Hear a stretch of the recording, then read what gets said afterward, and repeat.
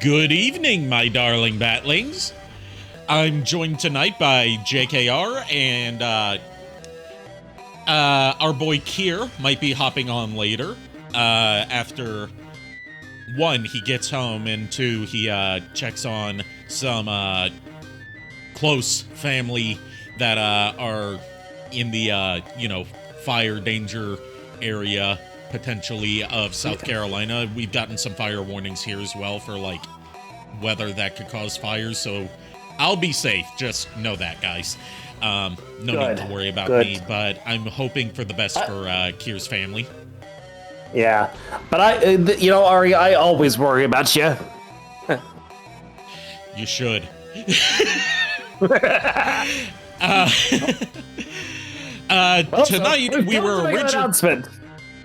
Tonight we were originally scheduled to play Ninja Gaiden 2 Black, but then, by complete happenstance, yesterday, or maybe the day before, but I saw it yesterday, a dedicated fan came out with something that the Sonic fandom has been wanting for about a decade now, that Sega has not given to us officially, so leave it to the fans to do it. A basically PC port of Sonic Unleashed, without having to use an emulator. Given that the two emulators for the HD versions of Sonic Unleashed, Xenia and RPCS3, are still very much in development and have their issues with running it and require beefy hardware, this is instead a native recompilation of the game files to make it natively run on PC. Instead of trying to emulate the hardware that's running the game. Nice. I've tested it out so far, and it runs buttery smooth, 60 FPS, up to 4K resolution, some additional like texture filtering and anti-aliasing options. Let me change the music because I don't want that music playing back to back. There we go. And controller support, keyboard and mouse support. It's also easy to set up. The current build has a little bug where you're, in order to get through the whole game, you need to at least have all the DLC installed, but you can get those either by ripping the files off of your actual Xbox, which is pretty easy, or through alternative means. Yes. So without further Mountain Dew, let's boot up the Unleashed Recomp, as it's called. I thought it was Fountain Dew. That's only when we're playing Wanted Dead. Ah, yes.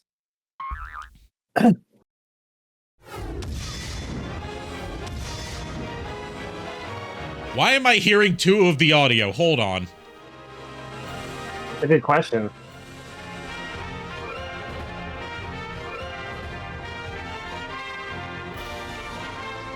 This is weird.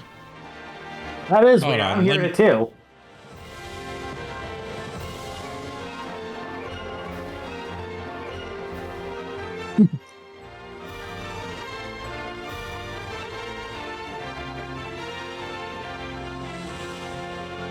This didn't happen last night. I have no idea what's going on.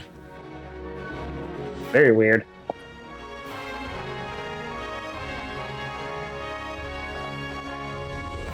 Hold on, I think I might know what it is. No, that's not it. That's not it. I'm not monitoring the audio for that. Oh.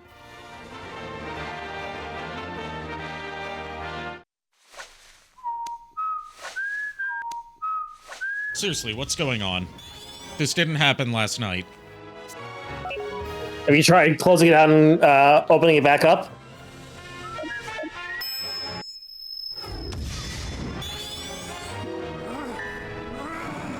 Okay, now it's just playing random sounds.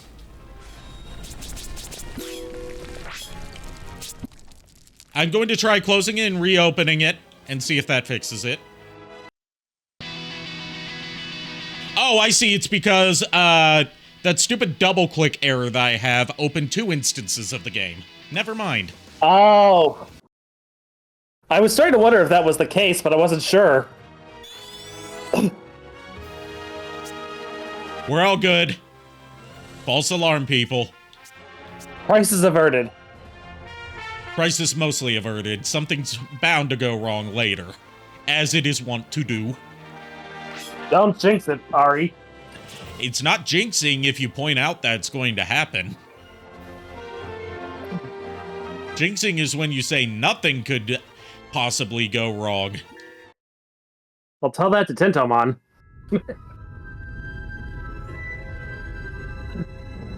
Anyway, have you played Sonic Unleashed? Any version of it? I have, yes. I played it on the PS2 years ago. Okay, so you played the version that most people haven't played then. Story's mostly the same, except, the progression of the story is different, and it has more levels, and the level designs and gameplay mechanics are different, but the, plot is mostly one-to-one. And let me know if it's too loud. It is a bit on the loud side, so I'll probably turn it down like a couple of notches. How about there? That's good. I only ask because, as I've noticed, Sonic games tend to run really loud. Yeah. Also, this is the first time that they had cutscenes animated by the studio Marza Animation Planet, who Sega would go on to, I believe, purchase, and they also did VFX work for the Sonic movies. They also animated the short film that promoted this game, Night of the Werehog.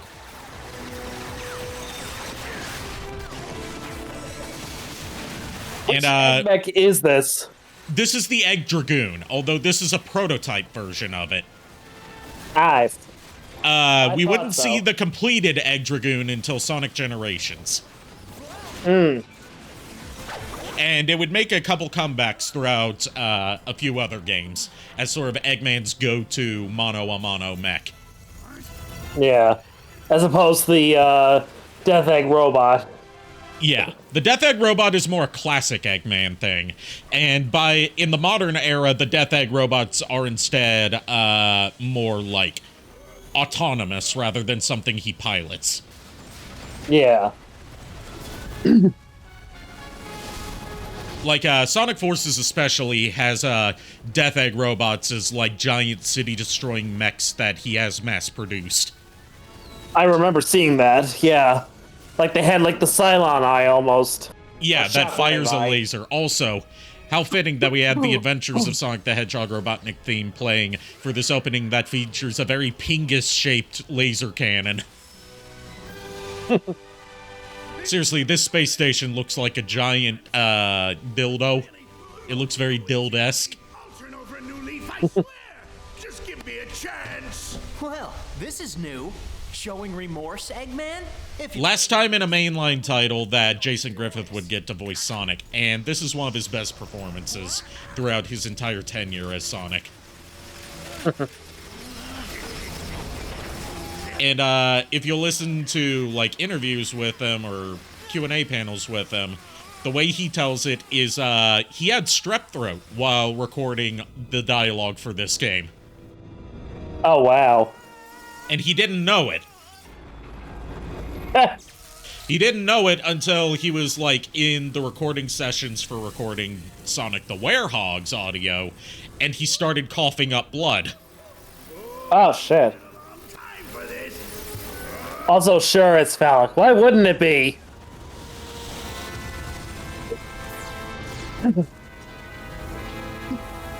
He's pissing on the planet now. Yep, he's no longer pissing on the moon. He's gonna piss on the Earth because he's going down low this time. I'm just waiting for Snapcube to get to Unleashed eventually. Also, these I know this is a pre-rendered cutscene, but it looks amazing for 2008. Oh, yeah, I agree. Like, this is movie-quality CG. I would love to see Marza get to animate, like, a Sonic OVA or a Sonic, TV special or something like that. You know, let them really flex their animation chops. Right. Right. as opposed to what they do now, which is supporting VFX work for the movies and doing trailers for the mainline games, and then not getting to animate the actual cutscenes for the games. You know, to this day, I still don't quite. Sorry to interrupt, but like, one thing I really never understood was how the hell did Sonic end up becoming a werehog in the first place? I never understood how that happened. It's what it's was the it influence of like the monster that was just released. Spoilers. Its name is Dark Gaia. It has a corrupting remember Dark Gaia. influence, and being like front and center to its release, corrupted Sonic, but which turns him into the werehog. But Dark Gaia's influence only spreads at night, which is why he only turns into a werehog at night. Okay. Sonic, that's And the reason it was able to that does that rather than, you know, wreaking havoc is because Dark Gaia was released early, so it wasn't fully manifested yet. So instead of, you know, taking a physical form and wreaking havoc on the planets, it dissipated and like infected a bunch of people, and also like spread its energy throughout the world. And apparently Which into the we upper see atmosphere here. as well. Yeah. That's also why we see like people acting strangely at night. Mm. The game does explain this. It's just later in the story. Yeah, I never got that far in the game, so that was the problem. Like, I lost interest in the game about a month or two after getting my hands on a copy, and then I sold it years later. Kier's here and says, JKR, where are my pants? In the wash, dude. He put them in the laundry for you.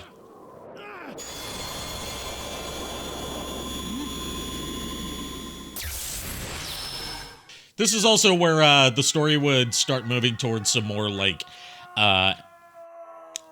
episodic, you know, lighthearted elements that would get really flanderized in the next few games once the new writing staff took over. But like, I liked Unleash's balance of drama and humor to lighten up moments of it. Yeah. Also, hey, Kier. Hey, so yeah, remember, I have no running water, so they're not in the wash. Are you okay? He didn't say your wash. I can't eat another Uh, bite. JKR, are they in your washer?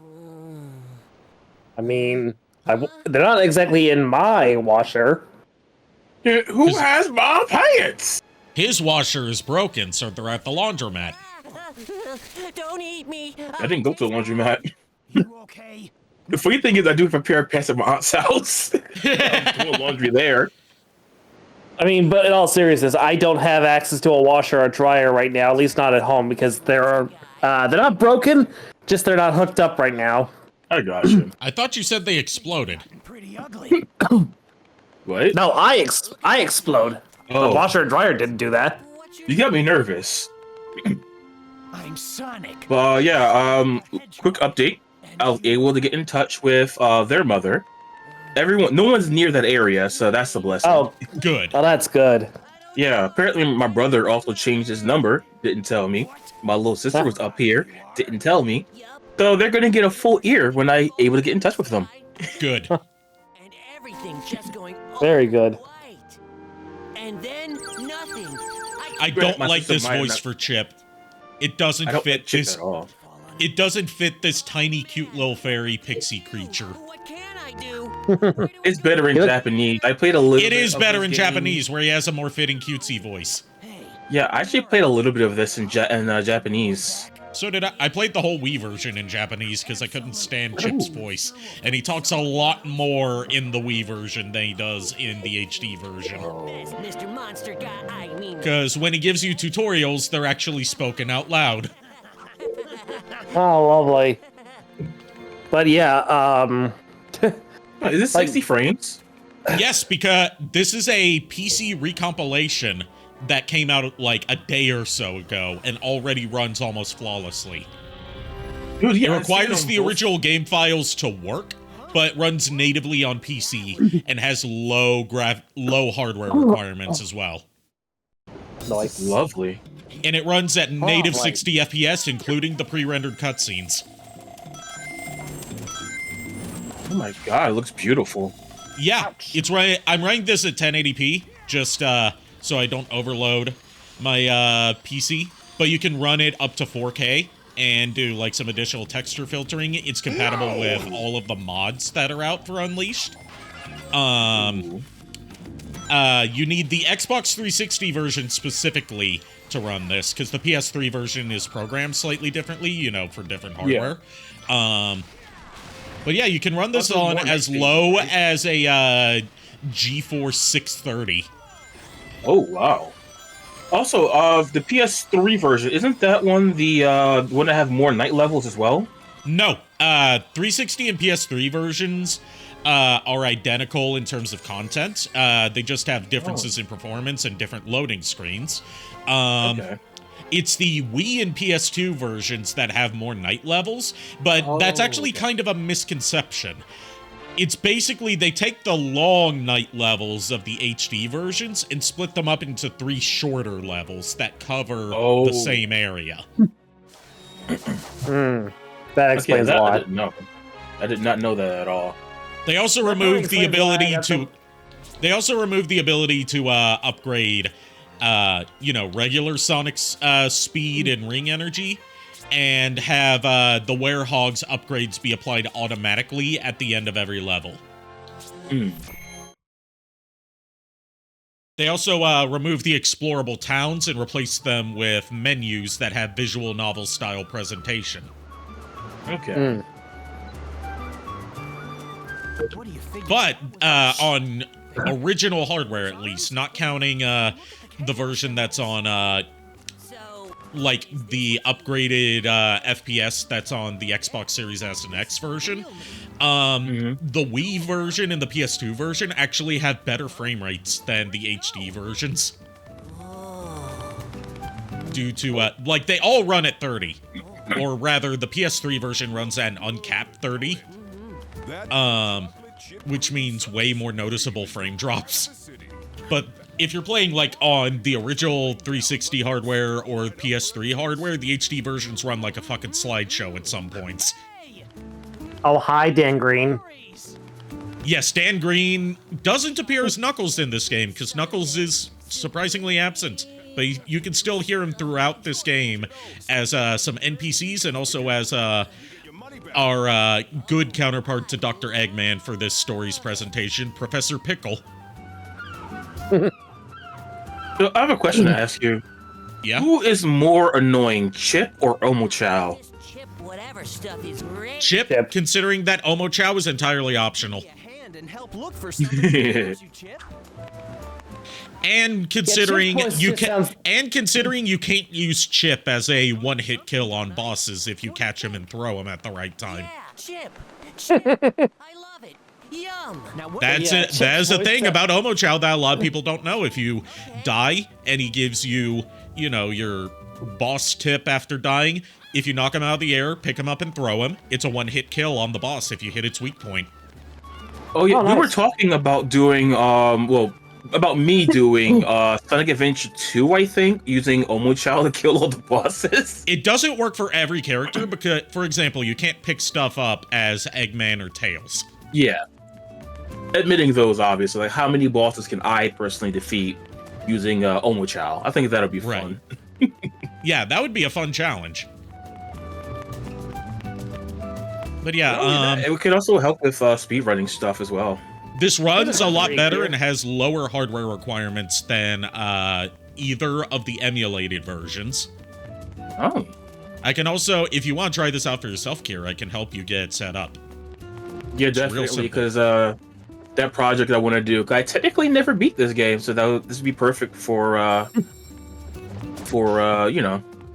One thing that JKR, you remember the Sun and Moon medals from Sonic Unleashed? Yeah. In Sonic Unleashed, they were in the Wii version, Wii/PS2 version, because those two are identical. I'll just say Wii version for, you know, Yeah. to refer to both. Right. They were used for unlocking side areas in the Gaia gates to get like concept art, soundtracks, and permanent extra life increases. In this game, they're used to unlock levels, which means eventually, if you're not going out of your way to find and collect Sun and Moon medals instead of them being handed out to you based on your rank, like they were in the Wii version, you're going to have to go back to previous levels and find Sun and Moon medals to unlock the next part of the story. This is a very contentious point about the HD version's progression.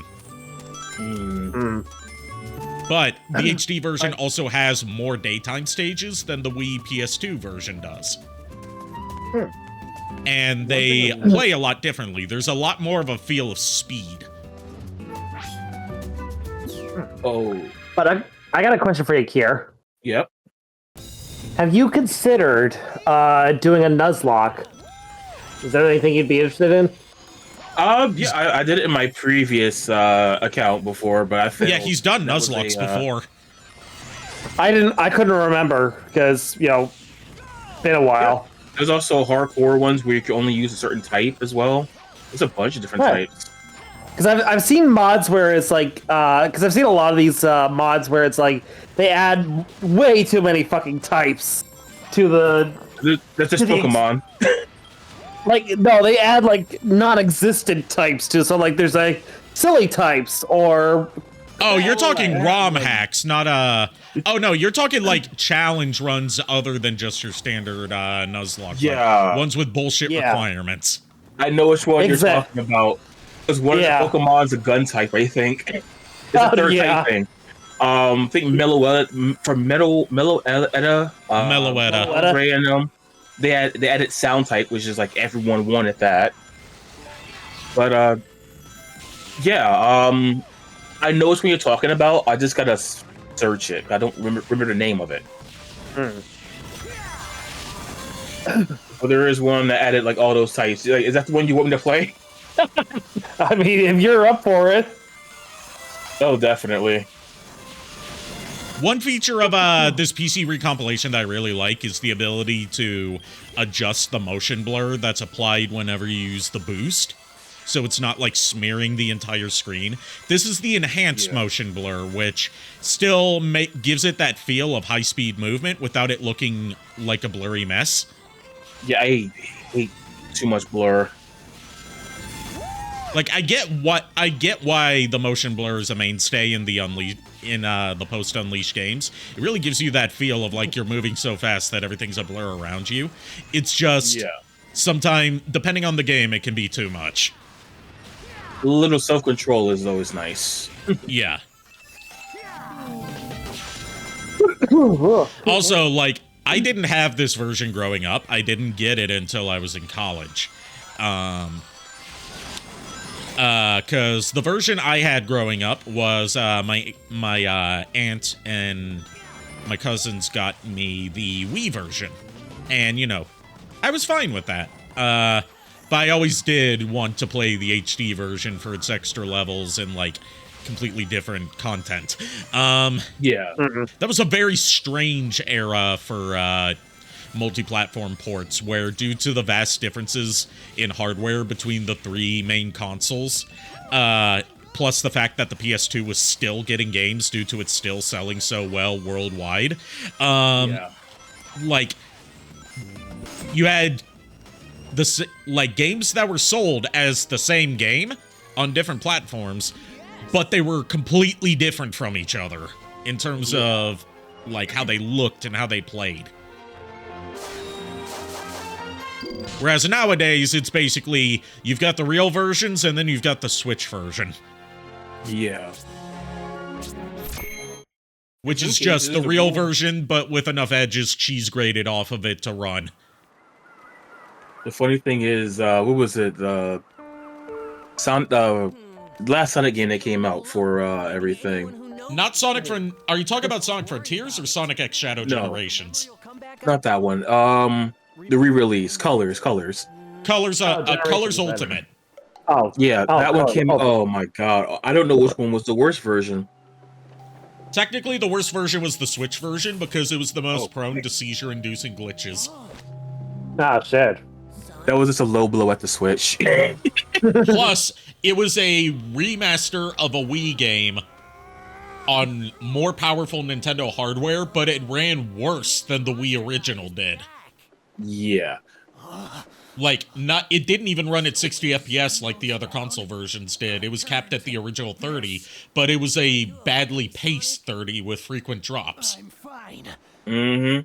Like, a thing that a lot of people don't understand about frame rates is that what determines a game looking and running smoothly isn't necessarily, you know, the targeted frame rate. It's how often it draws those frames, which is called frame pacing. You wanted to evenly pace out the drawing of those frames for at the same intervals of a fraction of a second, depending on the targeted frame rate. If it ever stutters and draws a frame late or early, that makes it look and feel less smooth. Yeah. That's also why some games don't run perfectly at higher frame rates like 120 or 144, because like 60 is sort of the industry standard now, and running at higher frame rates means it has to draw those frames at uneven intervals that sometimes get out of step. Yeah. Also, I just realized something else about Sonic Unleashed. Yeah? It kind of goes for a more Looney Tunes type feel. And I like that, without it going like full, you know, baby cartoon like some of the Sonic games that followed it did. Yeah, I kind of like this. Like, I feel like it's a good middle ground in terms of comedy, you know? Yeah, I was saying earlier that I like its balance of, you know, a serious dramatic threat balanced with lighthearted moments so it doesn't get too dour and overbearing. Yeah. It's not my favorite Sonic story because it's a little bit simple and it doesn't feature most of my favorite characters. But I like that, at the same time, I like that it focuses on a core cast, with the exception of Amy. She doesn't really get to do anything. And gets the most out of the characters that's deciding to focus on, with the main focus being on Sonic and Chip. Like, a big problem with Sonic stories of this era before Sonic Unleashed, and even after Sonic Unleashed, was the feel that they have to cram in as many characters as possible just to please the fans by having them represented, even if they didn't have anything to do, story-wise. Honestly, those characters that, you know, let them have their own game, or, you know, kind of like for Sonic X Shadow. What if they were doing something behind the scenes to help Sonic, you know? That would be an interesting take. They kind of tried that with, hey, Mega Man Burger. Mega Man Burger, what's up? Heyo. They kind of tried that with Sonic Forces, with them, like, narrating that they're doing stuff behind the scenes. Yeah, but my thing is actually but Sonic Forces has the most incompetent story of the entire Sonic franchise that actually tries to tell a story. I'm not counting stuff like, you know, Sonic Colors barely has a story, and Sonic Generations straight up doesn't have a story other than here's the monster that occasionally shows up and then you beat him at the end. But, like, Sonic Forces has the most ineptly told story of the whole bunch that actually focuses on its story. I'm not counting Lost World, because Lost World is just a Saturday morning cartoon with really shitty villains. Listen to that and one of the worst character assassinations of Tails I've ever seen. Yeah, I agree. I've seen what was it, Radical Soda's video, I think? Radical Soda, yeah. Yeah, he had a He's still working on his Scarlet and Violet video. He just came out with part 9. Like a week ago, like last week. Yeah. And, like, a dedication to the bit I can appreciate. I'm actually thinking about, like, for my longer form videos, so I don't have to spend days and weeks at a time. Like, I'm thinking about doing this for my Doom 2 video, is releasing it in parts and then compiling them all after all the parts are done into one longer video. Yeah. one, to satisfy the algorithm, so I'm not gone for months at a time, and two, so I don't burn myself out like I'm currently doing with the Doom video. Yes. Yeah, and then I remember in the past we both went through a burnout on a project. Yeah, because this Doom 2 video is proving to be a lot bigger than I anticipated. Like, even in fact, I haven't even recorded all of the script yet. Because I keep finding that I need to go back and get more B-roll. That involves me having to buy and play different games that I didn't intend on doing at first. Because I brought up comparisons to them in the script. I'm like, ah shit, now I need footage of that. And I don't want to steal someone else's footage. If anything, if it's a game I have that you can do like remote play or something, let me know. I would appreciate it. Yeah, please, like, without telling me, you know, you can send like a regular DM saying, hey, I did a thing about this game, or if it's a game that I have, like, oh, I have 2 of these, I can just send it to you then, you know? Yeah. So yeah, just let me know what game without, you know, telling me your script. I got you. Yeah. Also, just as a heads up for next week's schedule that I'm still working on, I've got us set for Ride to Hell on Wednesday, okay? Nice. Nice. Because I was holding off on Ride to Hell until Kier could get back because he really wanted to be part of Ride to Hell. I want to respect women. Oh, God. He wants to be there for Jake Conway, professional women respecter. Yes. I need to learn. I love okay, trumpet, but who respects women more in terms of like icons in the whole trash space that I occupy? Jake Conway or Dracula from Dracula Flow? I'm gonna have to rewatch Dracula Flow in order to give the answer. But also, I found out not only is there, you know, another Pokemon described by Dracula Flow video that we need to subject you to, you know, the gold and silver one, but he also did all of the Super Smash Brothers characters, including the bosses, described by Dracula Flow. Okay, we need to see that one after stream. Also, for the one quality of life improvement that this PC port, I call it a PC port even though it's really not, the technical term for it is a static recompilation. Yeah. But one quality of life feature it adds that I know a lot of people are going to love, especially Some Call Me Johnny, because you just know he's gonna look at this. Yeah. Is you can turn off the battle music. Oh God, I was going to make a comment about that. Saying I love jazz, right? Yeah, but it's the same jazz song for every fight. Yeah, that's what I'm trying to say. Like, I love this type of stuff, right? It's overdone. Like, at one point, I really wanted to learn how to play the trumpet. Like, at the very least, have a different battle song for every stage. Yeah. Or at least for every continent. Because why would every continent, like, you know, the one inspired by China, Chunnan, or the one inspired by, like, Sub-Saharan Africa, Missouri. Oh my God. Why would they be playing, like, 1940s jazz? Maxine, you gave me an idea. Yes? Compose new battle themes for this and release it as a mod? I want to make... I'm still trying to learn some African stuff. I would love to make a tribal version of this now. Yeah, at the very least, like, take the same composition and arrange it for the different instrumental styles of the world. Yeah. Like, if anything, I could see this, like, jazzy version, this, you know, the bass battle theme working for Empire City, the New York City-inspired stage. Yeah. New York, Harlem is the birthplace of this type of music. Dude, I love that idea. Like if the mod creator, if I end up making, I think I'm gonna try and make that a goal. If you go on Game Banana, they have like resources, like Q&A threads that talk about like making different types of mods. The community's very helpful on there. Yeah. So what? And that's also where like all the Sonic mods are hosted. So what I'll do is throughout the year, I'm gonna make this my goal, right?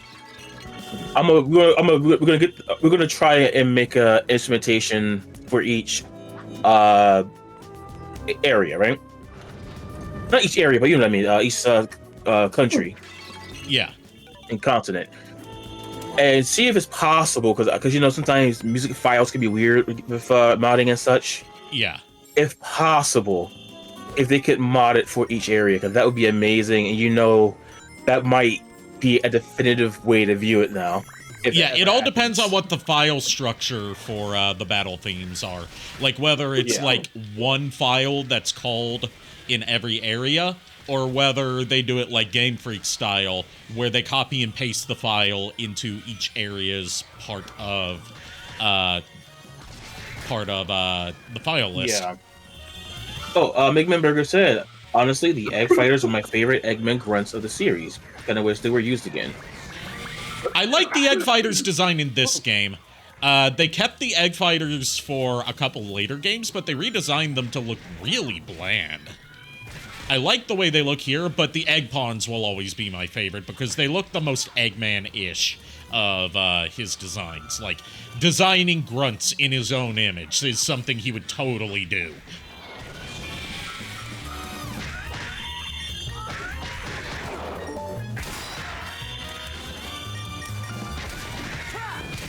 Also, like, the human designs in this game, they took a while to grow on me at first, because, you know, I was used to the more realistic, or at least realistic for the hardware, humans of the adventure era. This game goes for more of, like, a Disney-style look to the humans. I think it works. But they really nailed human designs in the modern era. With like Sonic X Shadow Generations, where they don't look too cartoony, but they don't look photorealistic either. They flow. Yeah, there's this good balance between those two aspects. I need to hop off the call for a bit. I feel sick to my stomach. That's fine, JKR. Feel better. Feel better, my brother. I'll keep Mexican company. But yeah, I like the Egg Fighter designs here, especially because there's a coherent motif to the entire line of Egg Fighters. But going back to the human designs, it goes back to what we were saying also, how the comedy has the Looney Tunes feel. It comes right back down to it. And I like that.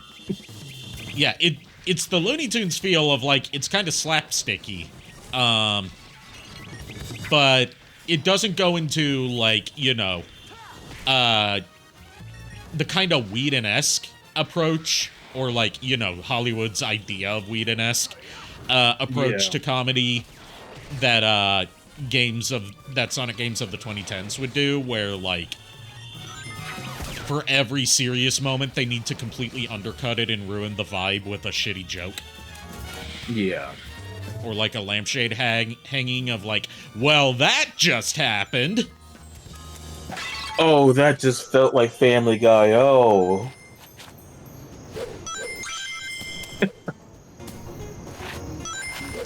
Oh my. So Egg Fighters could be those tough units in the Eggman army with Egg Pods. Yeah, like varying up the designs based on their function in the Eggman Empire's army, as opposed to just having one design carried throughout all of the units. I could see him totally doing that. I could also see, like, you know, if they were to bring back the classic Badniks as part of modern Eggman's army and actually integrate them better. I could see them being like scouts rather than soldiers. Oh my god, you like, okay. You know what you make me thinking of right now? What? basically the different robots that were in Sonic 06. How each robot served a different purpose. I like that. Yeah. Although my problem with a lot of the Sonic 06 Eggman robot designs is that they look more like something Gun would make than something Eggman would make. Yeah. Some of them just straight up being gun mechs that were repurposed as part of Eggman's army. Eggman's not the kind to steal robots. He's the kind to build his own. Yeah. Dr. Wily's more the kind to steal robots. But okay, I can't. Dr. Wily! Like, canonically, Dr. Wily has stolen robots to reprogram them. That's the point of the Robot Masters in Mega Man 1, is that they were built by Dr. Light, and Dr. Wily stole them and reprogrammed them for evil. He does that a lot. Yeah. I mean, that was also the main part of the main cartoon for us. Yep. And he also did that in Mega Man 6. He's done that in a lot of the classic games. Like, half the time he builds his own Robot Masters, the other half of the time he steals them. Oh, let me ask It's funny to realize how many robots weren't actually made by Dr. Wily besides 2, 3, and 5. Yeah, even some of them in 8 are either stolen from other places or made from stolen tech.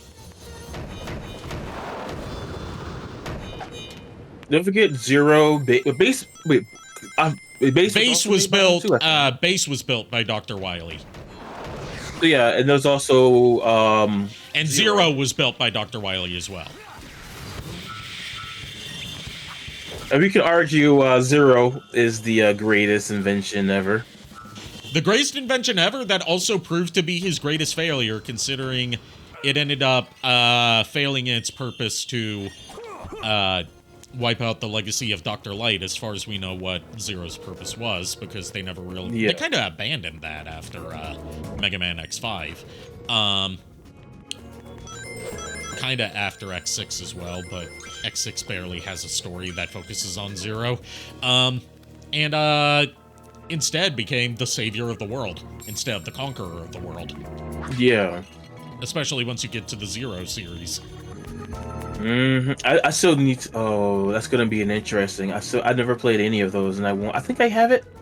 Yeah, there's the collection out that compiles the Zero games and the ZX games. Yeah, I think I have it on. I either have it wishlist or I bought it on sale.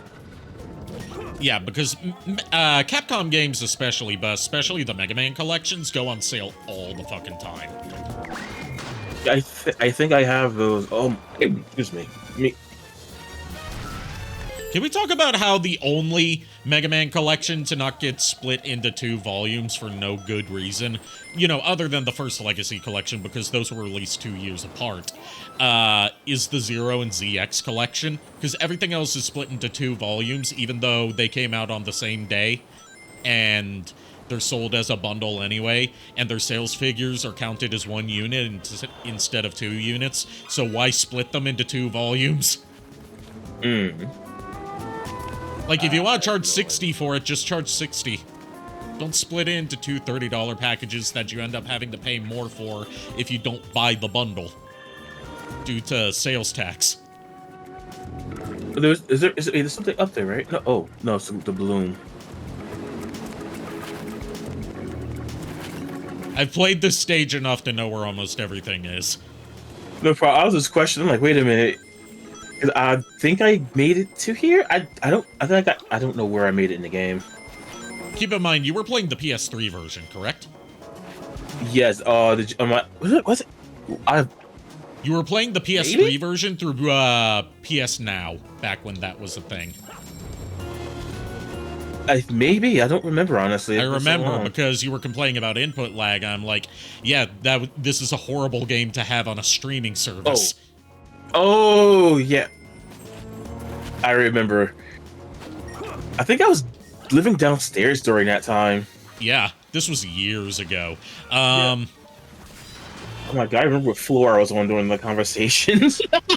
And where my PC was. Yeah. For the record, if you want to run this, version 1.0 is out now, but there's a bug in it that the developer is aware of that they're trying to fix, but in the meantime, you can fix the bug. Basically, it crashes at the level Jungle Joyride Act 1, unless you have all the DLC files installed.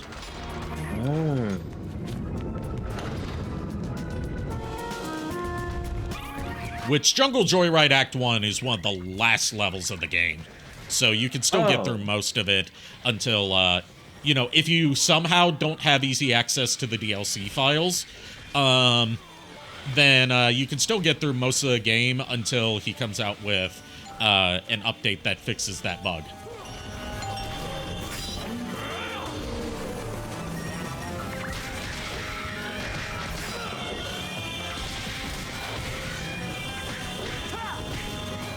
Ooh. Wait, what's that Unleashed gauge? The Unleashed gauge is basically like your Devil Trigger, or like in God of War terms, your Rage of the Gods. It's a super mode that you activate that makes your attacks hit harder. I almost never use it this early in the game because you really don't need it this early. Oh. And it fills up super quick, too.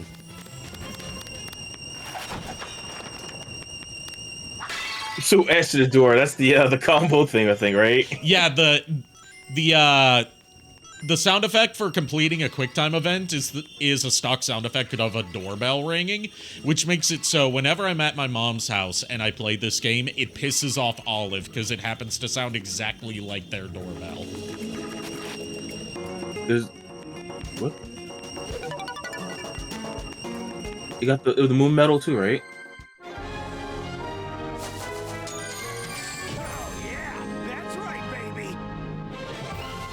Creature of the night. Yes, that's what I am. I'm a night owl. Or night bat. Yeah, I got everything. Okay, I was just curious. I might not have gotten, like, all the concept art stuff, but I'm not concerned with that.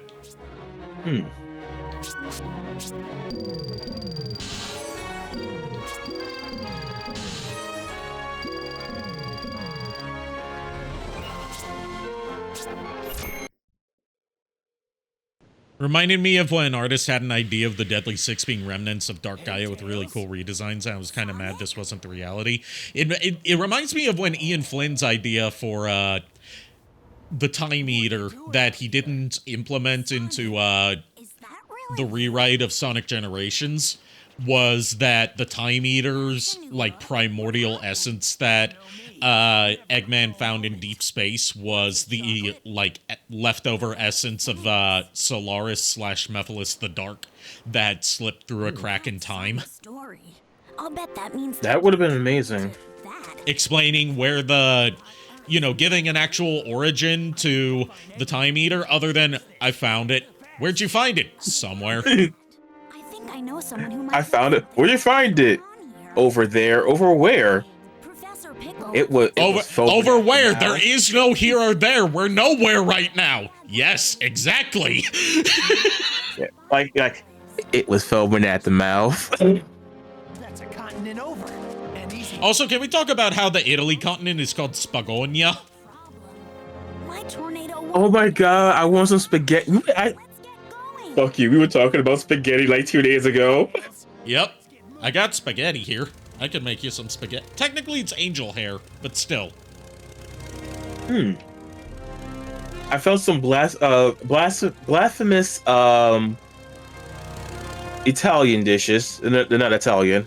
They're American. I had some blasphemous Alfredo recently because the sauce was it sounded like a good idea, but it wasn't a good idea in execution.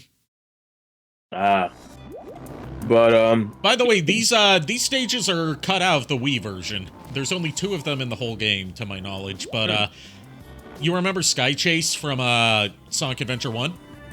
Yeah. Imagine that, but it's a series of QuickTime events rather than like a Star Fox type game, or more accurately, an Afterburner type game, I would say. Actually, no. Now that I think about it, going by Sega properties, Sky Chase is more close to Panzer Dragoon. Yeah, I still wouldn't play that. I've got, Original. I've got a Saturn, and I can play all of the Panzer Dragoon games. Oh God, I want to play those so badly, Panzer Dragoon Saga is the one that everyone wants to play because it's the one that's the rarest and had the lowest print run. And it goes for the most. It's the rarest game on the Sega Saturn. It was the last game released in North America, and it only had a print run of, I think, like 1,000 copies. Oh wow. And it's never been re-released because Sega lost the source code. Oh.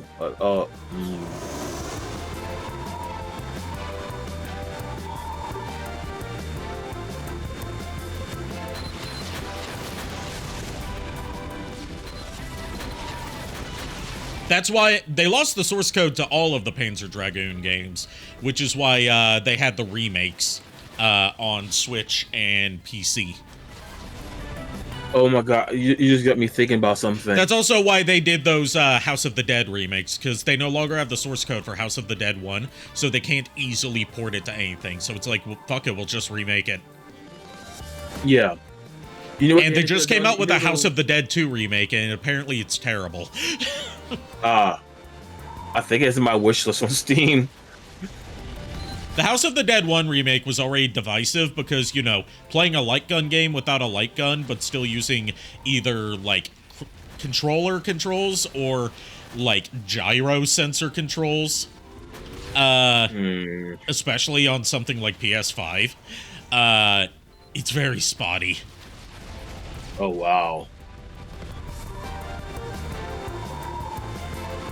And, you need responsive and accurate controls for especially House of the Dead. Yeah. Because House of the Dead loves to bombard you with shit. I'll tell you right now, I miss playing that with my brothers. If you want a good home way to play the House of the Dead games, get House of the Dead 2 and 3 Return on Nintendo Wii. Because those games control like a dream with a Wii remote. Ooh. The Wii does not get enough respect for being the best platform for light gun shooters.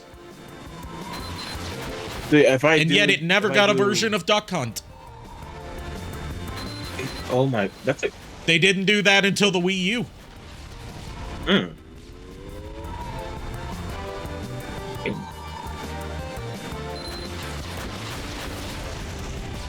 me get some water. Actually, because I'm also, hold on.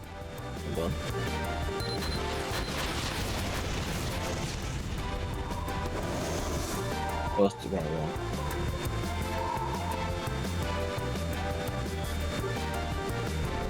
By the way, I got an idea for, Okay, I'll hydrate. I'm just still doing the issue.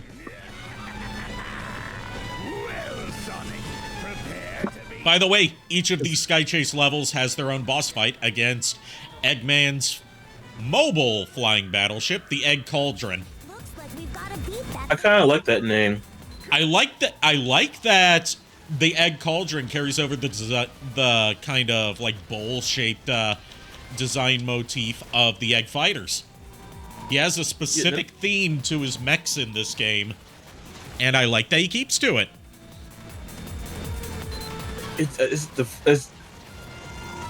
I love the strong Viking horse. Oh yeah.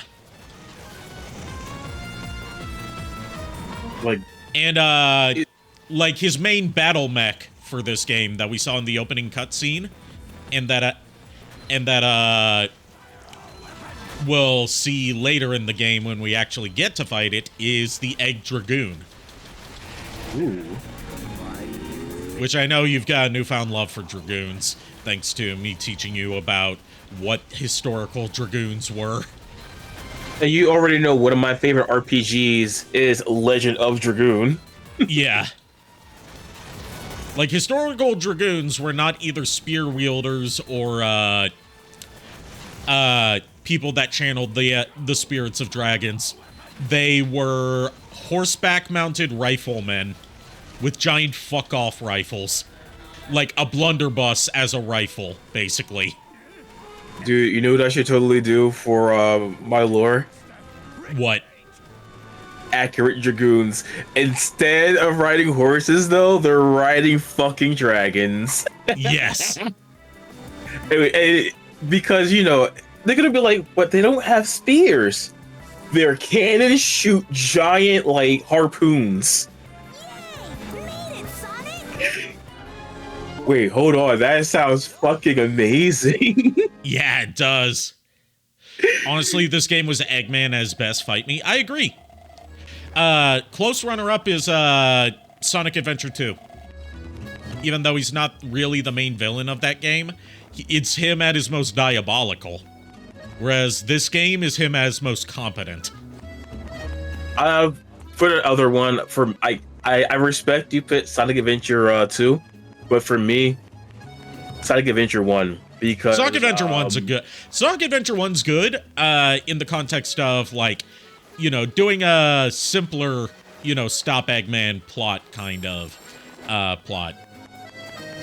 Because, like, part of the narrative design for Sonic Adventure 2, Sonic Adventure 1, I should say, was they wanted to create a more fleshed out world for Sonic, but wanted to keep it kind of simple, so it was a natural transition from the Genesis era games to the storytelling opportunities that disc-based 3D games could offer.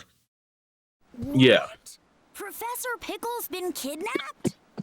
It was a little bit before the tremors hit. This old man showed up with a whole pack of robots! Poor Professor Pickle off. I love the way he delivers that line. A whole pack of robots! The whole movement was just inappropriate. Like, Thing to do. did, like, I don't know, pregnant lady? Like, what? This is also the best in-engine cutscenes we would get for a long-ass time. Like, the immediate drop in quality from colors up until, like, Shadow Generations is shocking. Yeah.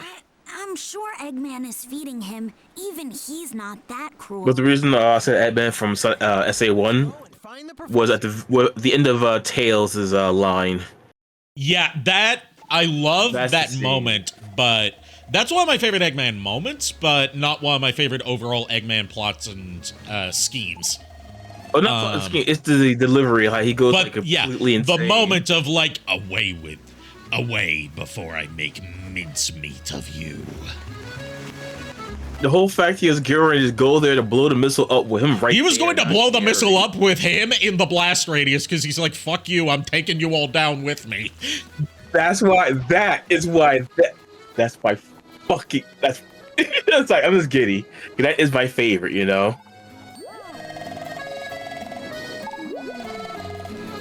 Also, these shortbread cookies from the Girl Scouts, very good. God, I wish I had some Girl Scout cookies. I don't think my sister's in the Girl Scouts anymore. Well, she's a little old to be in Girl Scouts now. She's turning 18 this year. Ah. And yes, I do feel my bones crumbling to dust knowing that knowledge. Dude, my younger cousin turns 19 this year, so I relate. My baby cousin, the one that I've known since he was a baby, is going to college this year. One of the babies I knew. I haven't seen him since he was like 6 years old. Oh, God.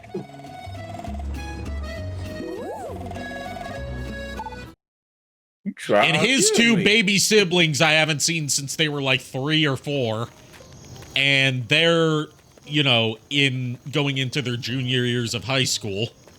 And one of them's like on the hockey team.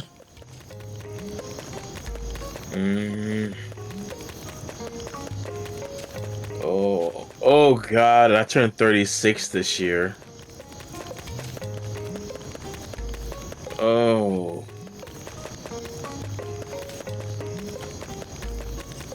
SpongeBob turned 25 last year. Oh. I used to watch it when it first came out. I was in high school. All the girls in my school loved SpongeBob.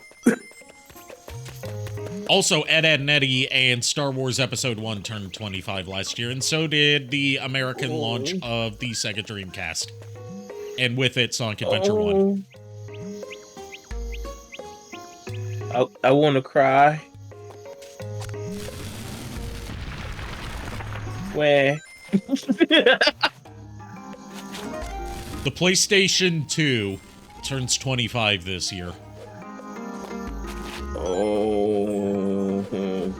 And this year is also the 30th anniversary of the international launch of the PlayStation 1 and the Sega Saturn. Why are you hurting me so? Because if I have to feel this pain, then so does everyone else. I'm making it your problem. I'm too high for this.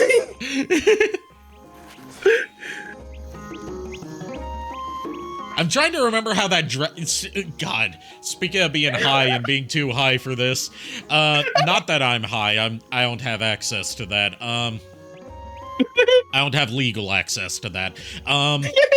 But like, I'm trying to remember that Dracula Flow quote. It's something like, the 58% THC ganja wrapped in keef, smoking in the bathtub, reading the Book of Revelations. We are indeed close.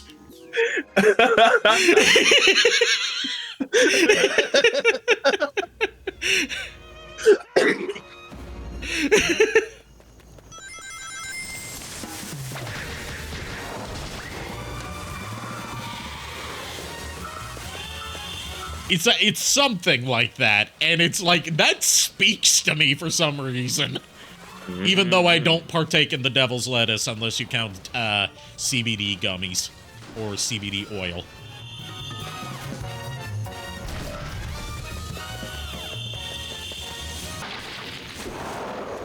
You're giving me a midlife crisis even though I'm in my 20s.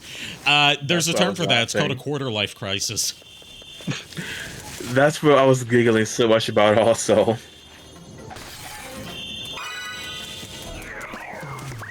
Like I said, if I have to feel old, I'm making it everyone else's problem. I already feel old because my back is always hurting.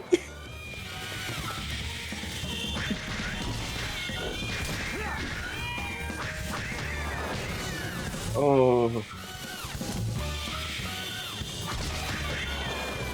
Okay, okay. When the trigger went do-do-do, do-do-do, I thought it was gonna be like continuing and just like be non-stop. Oh, you thought it was like looping on a glitch or something. Yes.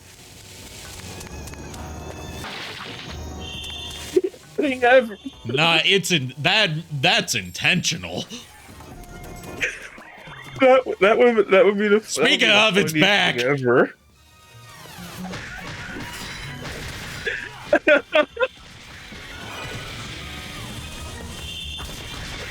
I don't know.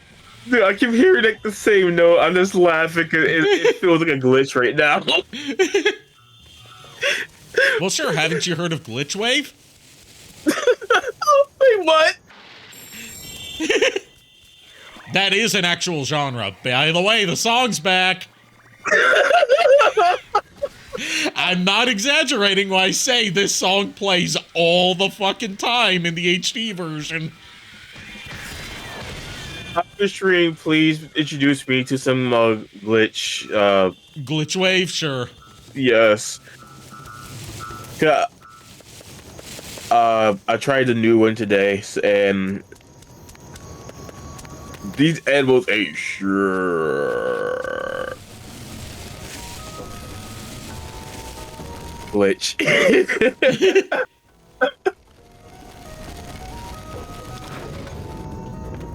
But let me ask you this: what are some of your favorite Girl Scout cookie flavors? You know, I love my Snickerdoodles or whatever they call them. I got them right now in my hand. Oh no! And you know, I love the standard chocolate chip ones that they sell, whatever they call them. I can't remember all the Girl Scout cookie names because I never like got a chance to buy them very often, unless I was buying them through my sister. See, I'm not too big on shortbread because it's a little bit too dry for me. Oh, I don't think they had. There was a shortbread I had. It was like they used like a brown butter, and it was it so had like extra butter, so it was like a buttered shortbread. Okay. It wasn't like dry or anything. I'll see if I can find that recipe, and if I ever get a chance to make it. Are you implying that I should make my own illegal Girl Scout cookies? No, I try to. We need to cook.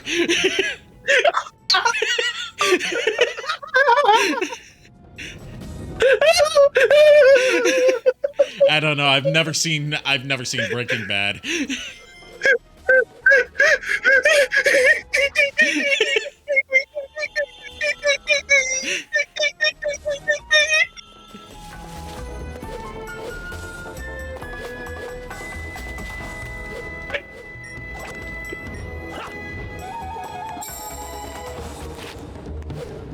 Oh shit! I just had a. Oh, they're gonna make a YouTube poop out of my ass.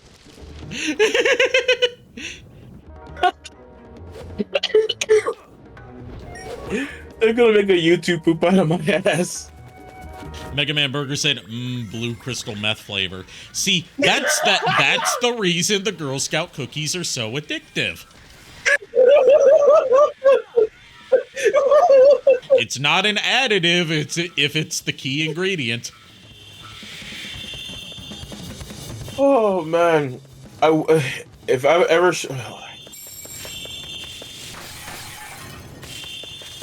Also, this for JKR, this level is this whole section of playing actual levels in the Missouri continent is not in the Wii and PS2 version because they tried to fit it all onto a dual-layer DVD. No, single-layer DVD, rather than making use of dual-layer for the higher amount of stages. In some ways, the Wii and PS2 version plays a little bit better, in the daytime stages at least, control-wise, because the Wii and PS2 version was handled by Dimps, the studio that originated the boost formula in the Advance and Rush games. So it makes sense that the studio that gave Sonic a boost in the first place would have a better understanding of how to incorporate it into 3D stages. Yeah. Whereas, not to say that the daytime stages are bad in this game, they're iconic for a reason. It's just some parts go a little crazy with the difficulty. This is definitely one of the harder 3D Sonic games. And Eggman Land is no joke. It's not uncommon for your first time run of Eggman Land to last 45 minutes and still get, like, an A rank.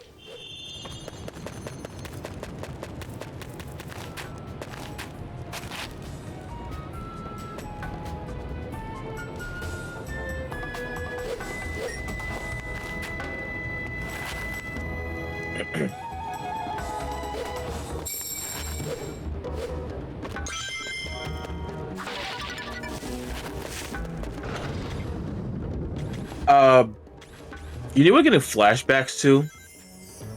What? Ratchet and Clank. Which one was it? Describe it to me, I'll probably be able to tell you, because I played almost all of them now. Like, the scenery at one point reminded me of one of the games I can't remember. Is it the Jungle Planet Florana in the opening chapters of Up Your Arsenal? Is that and another one? I think that I might be thinking about. It might also be. There's an area with similar aesthetics to this in the opening of A Crack in Time. I think that might be the one I'm thinking. It could be a combination of the two also that I'm thinking. And maybe one other world from the second game I want to say, but I might be completely wrong.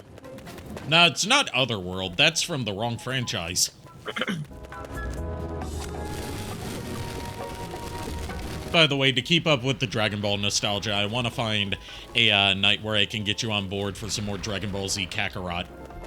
because I've got all the expansions except for the newly announced and pre-order available but not released yet Dragon Ball Daima expansion for it.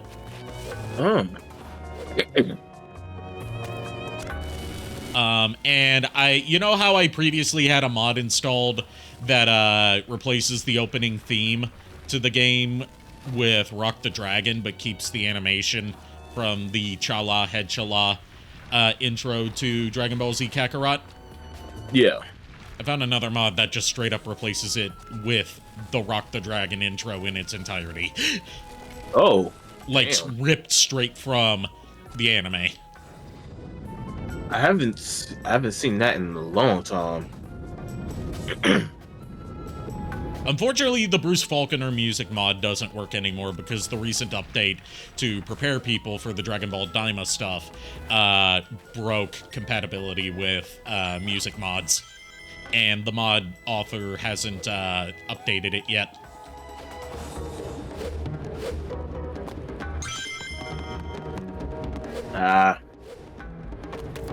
Because, like, there's no mods for the Ocean Dub score, sadly, because there's not any good clean rips of those. Whereas the Falconer score, we do have good clean rips of, because he released those on collections of soundtrack albums. Called the Dragon Ball Z American Music Collection. Also, I found out that the composer for the dub score of Dragon Ball GT is a senator now. Wow. Yeah, senator for Texas.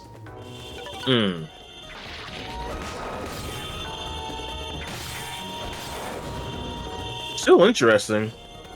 Well, it makes sense you would be a senator for Texas because Funimation, back when Funimation wasn't just, you know, folded into Crunchyroll, is based in Texas.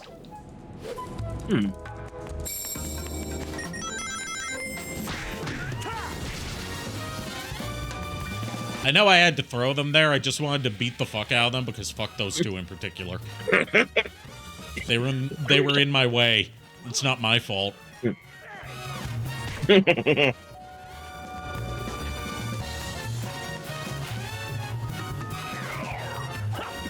Oh god, the other one's not gonna respawn, so this music's gonna be playing for a while.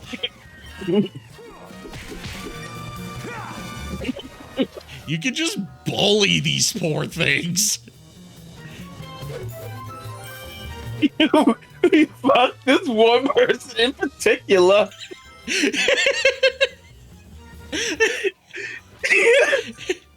It's like, you thought you had rights. You thought you had rights. Guess what? I'm not a cop.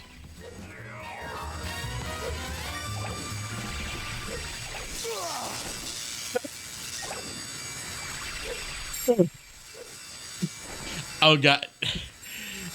I just remembered another Dracula Flow bar from the last Dracula Flow, because the description said the finale, which means we're probably not getting any more Dracula Flows, unfortunately. But it was, the cops pulled up on me for assaulting the claw machine. I tried explaining to him that we are all a bunch of atoms, and therefore he should let me go, but he wasn't having it.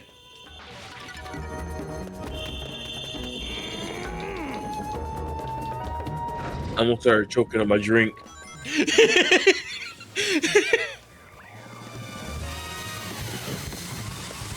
Oh, and another one. Threw the op into the particle collider and saw him get reduced to millions of pieces. Turned his ass into data.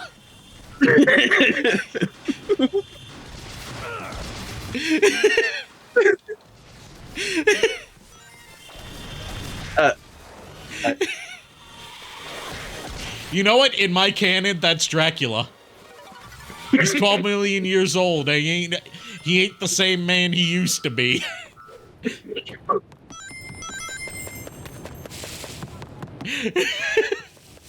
Oh, Lord have mercy.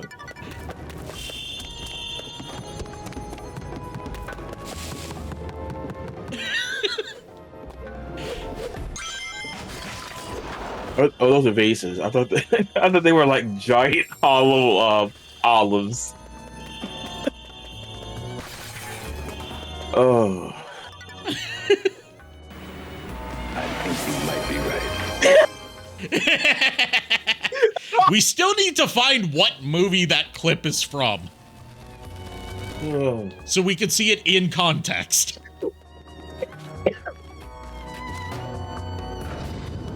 If you get me a screenshot, I might be able to find it. Okay. I mean, it took me forever just to find the clip. Because Cult Tunes is so fucking obscure. Yeah. It gives me the link so I can try to find it because I do want to. Dude, I want to see my own reaction when I'm, you know. Yeah. That just sounds like a fun watch.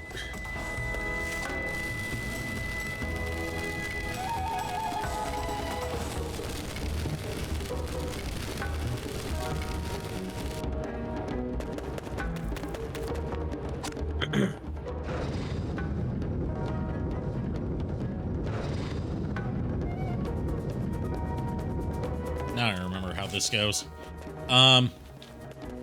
Yeah, Dracula Flow has brain rotted me today because we were watching a little bit of it last night after stream, and it nearly killed Chuck and Red Wing.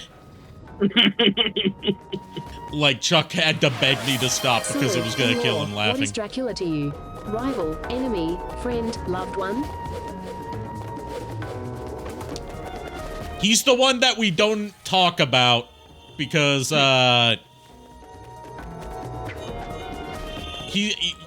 we don't, like, my father, Orlok, was, like, you know, one of the generals in his council. But in the modern day, you know, in his advanced age and after many defeats, he's kind of lost it a bit, and we just, we don't like to talk about him. We don't talk about it. We don't talk about Dracula.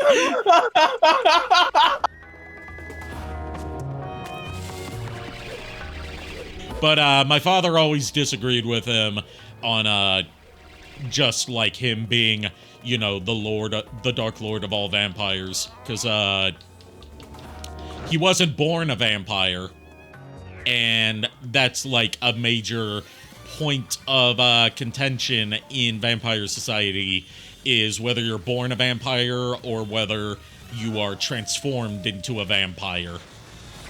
My father was born a vampire, so he views himself as, and I don't agree with this, for the record, he views himself as, like, pure vampire, like a pure elite vampire, whereas Dracula is someone who doesn't deserve the power that he wields because he cheated to get it, basically.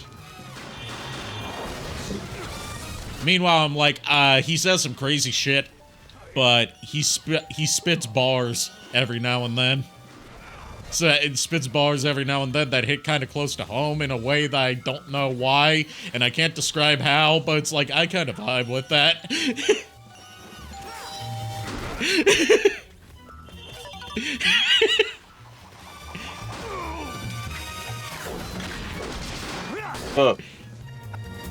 I am back. My stomach finally settled. Sorry, my stomach finally settled. Yay. I hope you heard my answer, because I'm not repeating it. I did. I did hear your answer. Yeah, he's more of a one-sided rival to my father than any connection to me in particular. In Dracula's defense, I'm just gonna say, if cheating is what it took to get on top, then fuck it. He's on top. If your father couldn't, keep up with that, then, he couldn't. I don't agree with my father on damn near anything. I'm just saying, it's like, in Dracula's defense, he didn't. Like, he did what he needed to do to get on top. That if he cheated, well, that's a matter of opinion. Also, hi again, Dan Green. Sandwich? The bread should be no less than 3/4 of an inch thick. Upon it, 1 tablespoon of mayonnaise and a pinch of black pepper. You know, I kind of vibe with Professor Pickle, not being concerned about being kidnapped, but being concerned about the quality of food he's being served. I know I learned something here today. Why does that sandwich sound so Speaking from experience.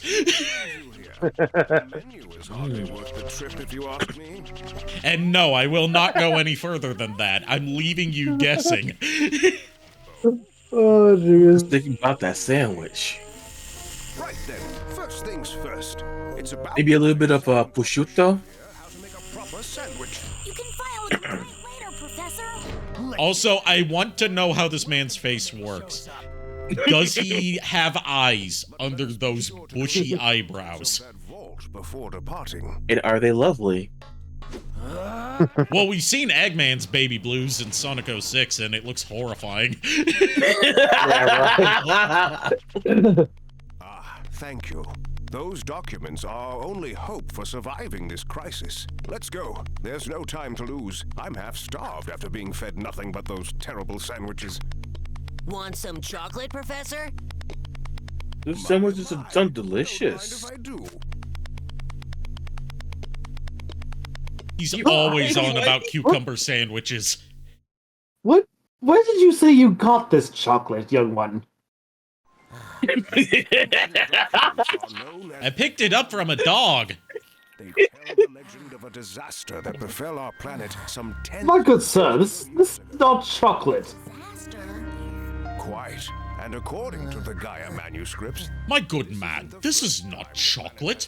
I dare say this is doo-doo caca bullshit. Or rather, dog shit.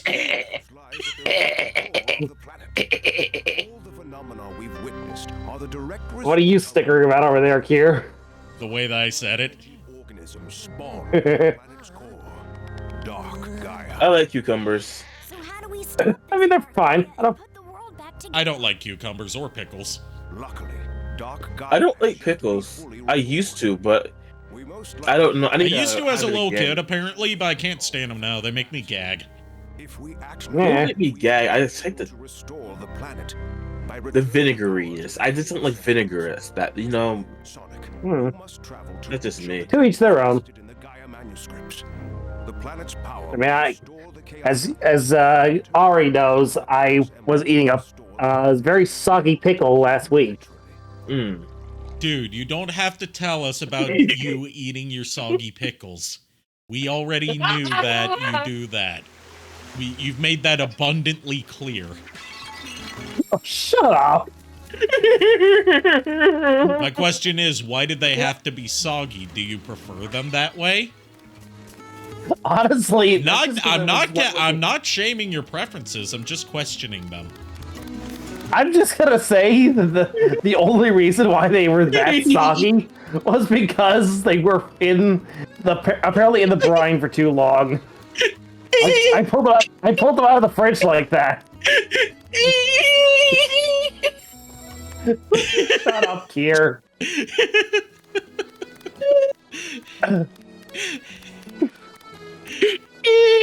You keep bringing this upon yourself, you know. I am just simply explaining my case. Since everybody yes, in the sussiest way possible, every time. Megatron strikes again. One of these days, here, I'm going to find you, and I'm going to strangle you.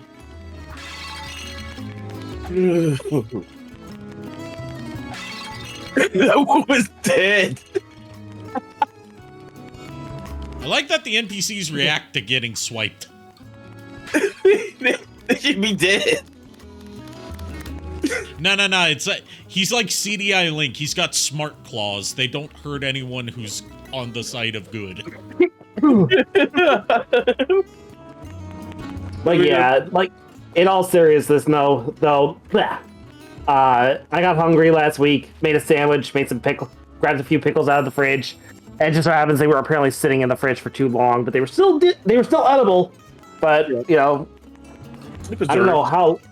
I mean, I honestly don't know because I've never had. I can't say that I've ever experienced that before, where it's like pickle spears being that soggy. Like, what the hell happened? Like, I'm hoping that I didn't actually eat something that was expired. It wouldn't be the first time. Yes, I know. Would not be the first time. It certainly probably will not be the last. I think we've all eaten something expired. I had some technically expired barbecue the other week. Oh!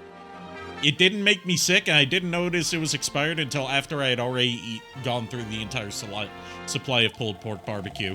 Turns out, in my defense, I kept it frozen for months. Ah. But, my mom gave it to me, like, not long before I ate it, and the expiration date on it was, like, back in December. Oops. So it's her because fault, she has a tendency to hold on to stuff, even if it's expired. Like, I remember one time she was trying to make me some coffee, and she apparently doesn't understand how to add creamer to coffee. Because she puts the creamer in first and then adds the coffee. Who does that? because if she doesn't do it that way, then she'll put in too much coffee and not have enough room for creamer.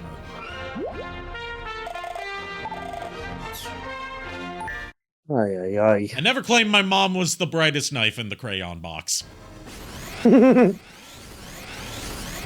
No, and I've met your mother.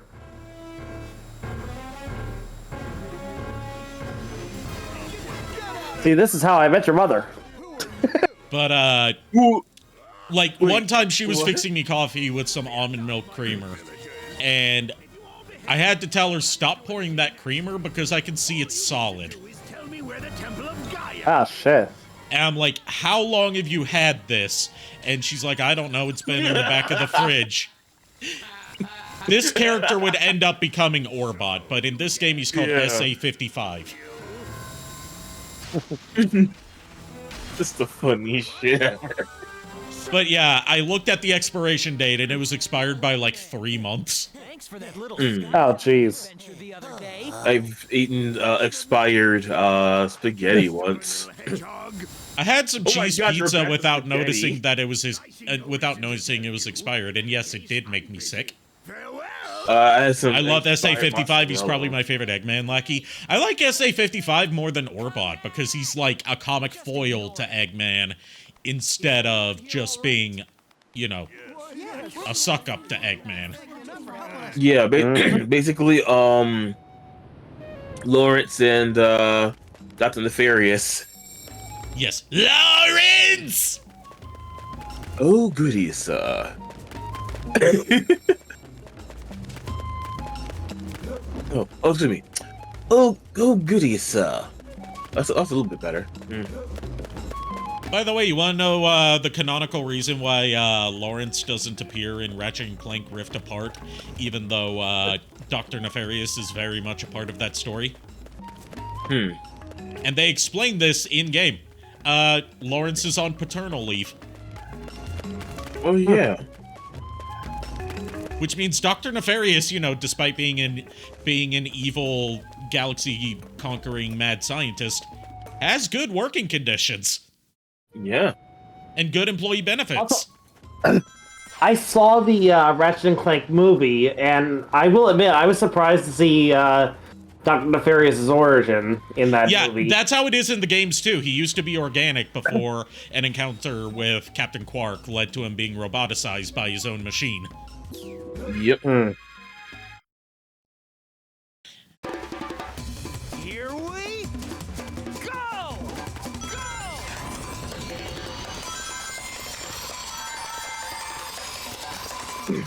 This stage is also not in the Wii version. It skips straight ahead to the boss fight instead. which makes it the only other stage that's completely cut out is Empire City. They cut out that entire map. But Empire City, it's not optional, but it feels like an optional area because it's the only continent that doesn't have a Gaia temple. So it's the only one that doesn't play any, like, actual story significance. It's just kind of there. So it makes sense why they would cut it from the Wii and PS2 version to save on space. But Missouri, I feel like, could easily have been included, considering it's the first Gaia temple. Oh.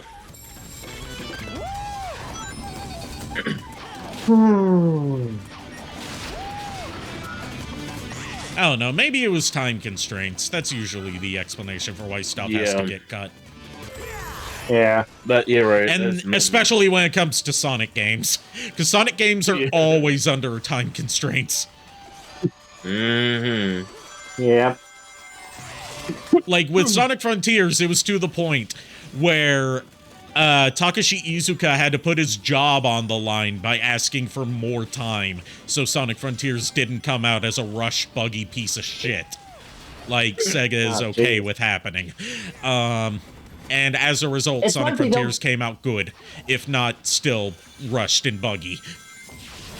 It's like they don't seem to care about their mascot franchise. They don't, because it's guaranteed to sell no matter the quality. The only one that didn't sell well is Sonic Boom, because nobody wanted it. Not even, especially not in Japan, where Sonic's never been popular. Oh, wow. Like, the Sonic 3 movie bombed in Japan. Despite all the hype, despite all the marketing for it. Yeah, the Sonic movies routinely bomb in Japan, no matter what Sega tries to do to market them. Because Japan just doesn't care about Sonic. Oh, that's really sad. I didn't know that was a thing. Like, I didn't know that happened. Well, part of it is because it came out in Japan after it came out in America, because, you know, they had to produce a separate dub for it. But, the Sonic movies routinely bomb in Japan, and Sonic games routinely sell just kind of okay in Japan, because Sonic's always been bigger in the West than it was in Japan, because he was marketed, like, his entire concept of creation was to create a mascot that would appeal to the West. And as such, a lot of his inherent design concepts don't jive with Japanese audiences. Damn.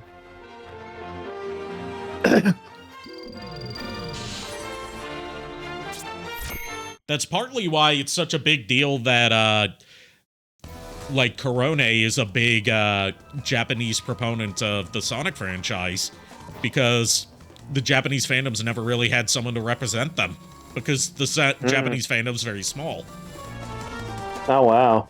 That's also why Sonic X's third season got a delayed release in Japan, because Sonic X bombed in Japan, but it was really popular in the West, so the third season was initially a Western exclusive.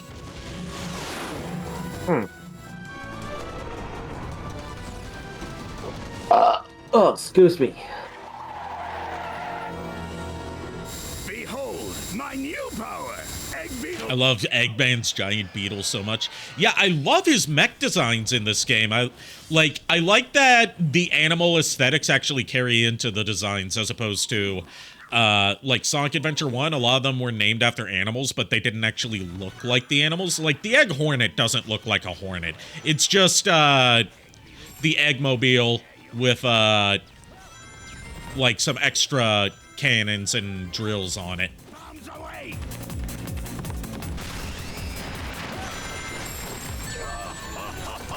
I mean, even in Sonic 06, a lot of the mechs, like the Egg Cerberus. The Egg Cerberus, I hate the name of, because it doesn't even have 3 heads. It is definitionally not a Cerberus. Right? He could have easily called it the Egg Hound, and nobody would have batted an eye. Yeah. It should be the Egg Hound, because then I could dress Olive up as it for if I ever take her somewhere where I'm cosplaying Eggman. Hey, Chuck. Hey, Chuck. Hi, Chuck. Still haven't decided on the next date yet, but it's probably going to be... RJ said he should be good for any time after 6 p.m., which my streams are after 6 p.m. You guys' time anyway, so that won't be a problem. I'll keep you updated. It's not going to be in this coming week for part 2 of the creator commentary / watch along, because I have my schedule planned out already. But I'll keep you posted. It'll probably be the week after this coming week. Like, I went ahead and planned out my schedule last night after stream. So I could, you know, not wait until the last moment.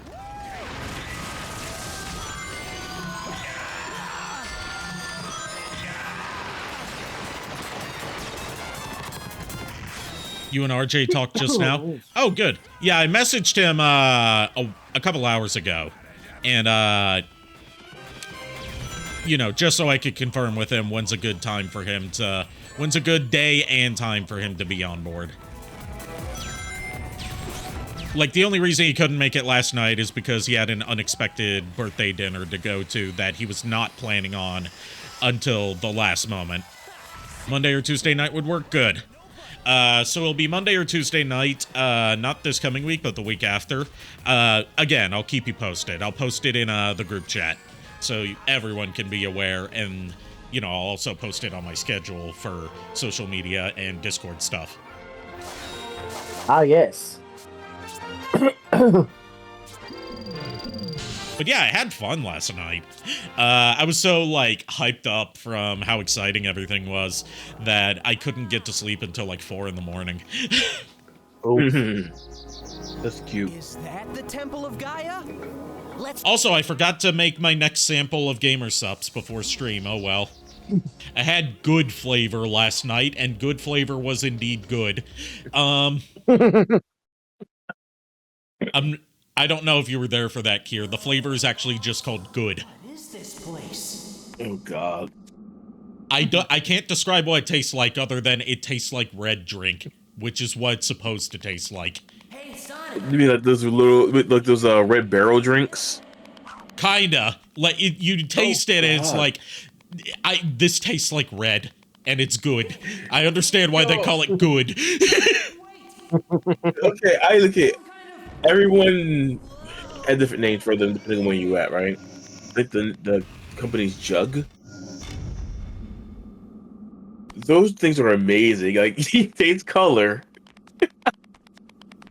But, the other 2 packets that came in the free sample pack, that I even got free shipping on thanks to a discount code I got from Dubas Goobus on one of his videos that was out at the time.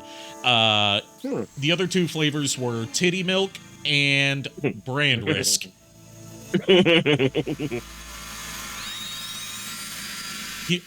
Chuck wants to know what you thought of Earthfall last night from what you were able to tune in for, because you did head out to go to sleep partway through. Yeah, okay. I'm a part of the ending of the first episode where what was the line again? It was all y'all laughing. It was with your sister. The line. Chuck's gonna know what you're talking about. He wrote that, so he'll know what you're talking about.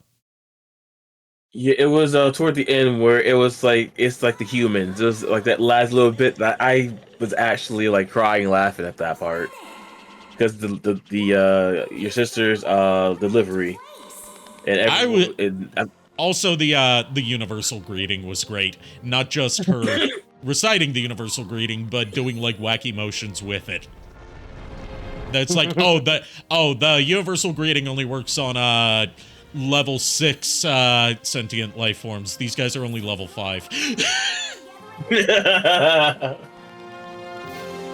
Yeah, he's not asking who your sister is. He's trying to remember the line that she said at the end of episode 1 that had everyone dying laughing.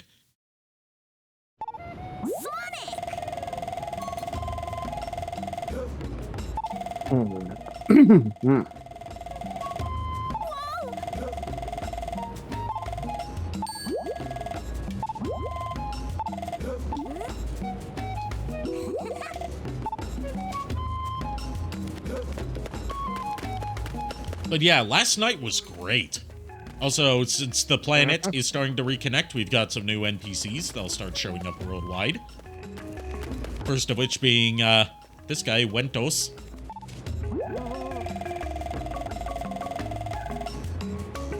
Who wants to take a crack at voicing Wentos? Let's see. I'll take it. Let's see. Because you have to voice him, and you have to voice his Chow puppet. Rumble, mumble, mumble, bumble.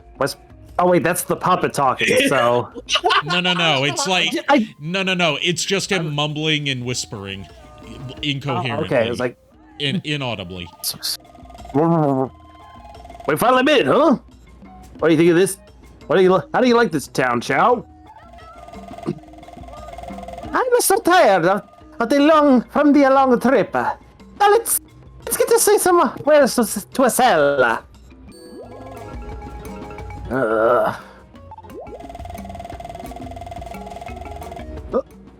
What do I do, Chow?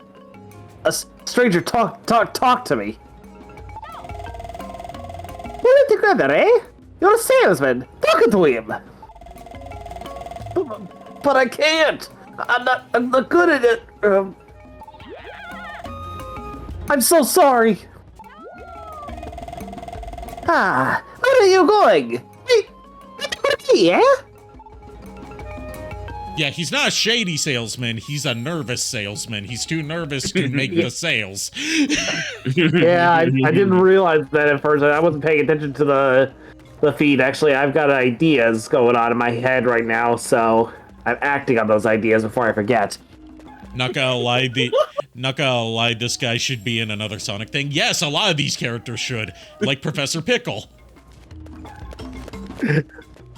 Why does the Chow sound like Mario? Because he talked like Mario. I might as well make his dialogue is written like Mario.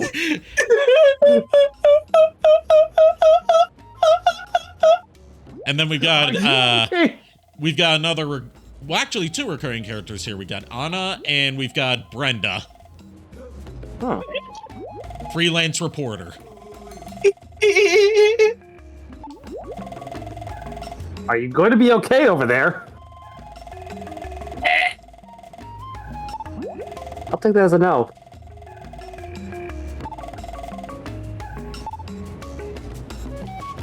But yeah, the other 2 GamerSupps flavors I have to try out on future streams are Titty Milk and Brand Risk.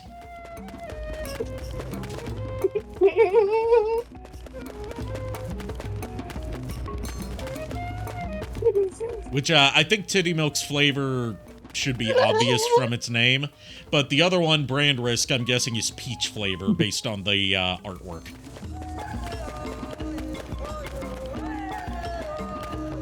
Is you gonna get a big titty? And now we can go to the shop. There is a reason to buy stuff.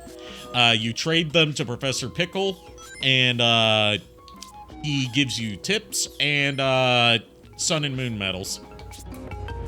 Also, you can buy food that you can either feed to Sonic to get experience points, or you can feed to Chip, and he'll give different reactions, and depending on, whether you feed him good food or bad food, he will deepen his connection to you and start giving you, more Sun and Moon medals and collectibles.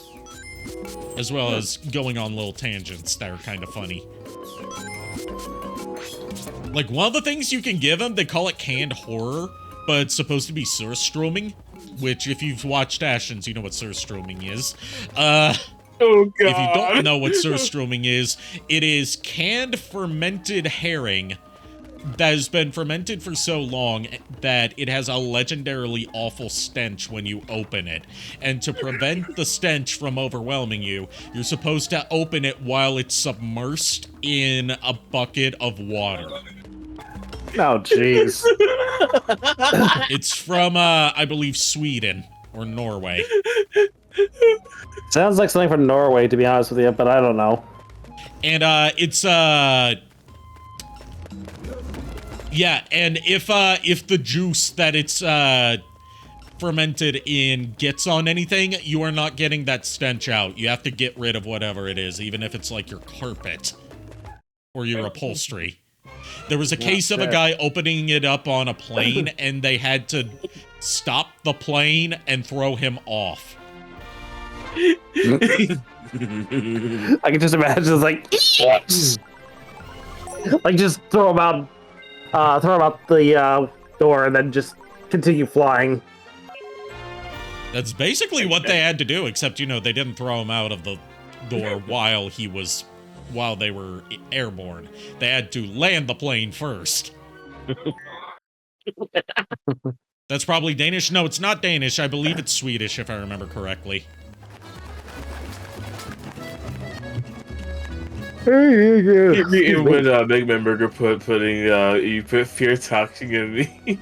Do we inject Joker toxin into Kier?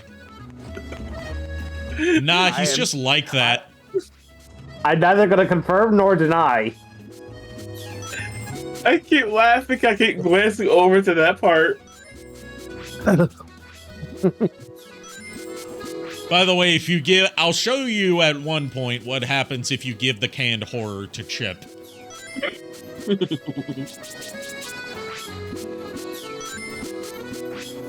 Because it's the only time any character in a Sonic game says fuck. It's censored, but it's clear that he's saying fuck. Also, why is this lady so dummy thick? Holy shit. She got the leopard print on, too. Holy shit, mama. Mamma mia. Mamma mia. What's wrong with you? A lot of things. But seriously, why is she built like this? This is a kid's game. I mean, so are a lot of the Pixar moms. Why say this is a kid's game from the same series that gave us Roost the Bat with jiggle physics in her debut? Yeah, right. And textured in camel toe. You're Norwegian. Have you never heard of it? That's because it's not Norwegian, it's Swedish.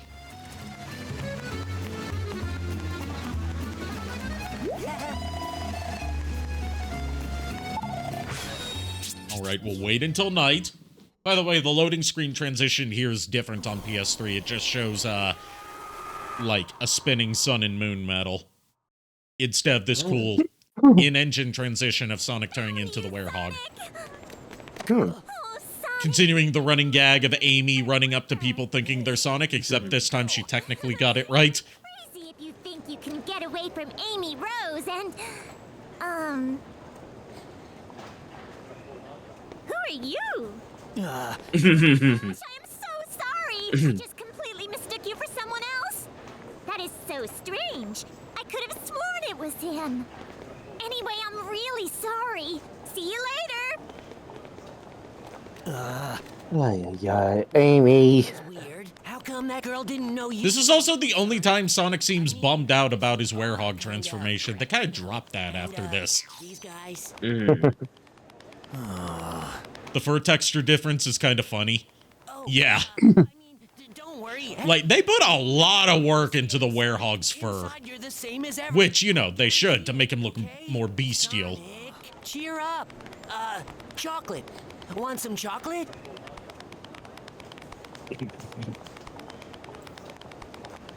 But yeah, I'm repeating this for the people that tuned in late. I said this at the beginning of the stream.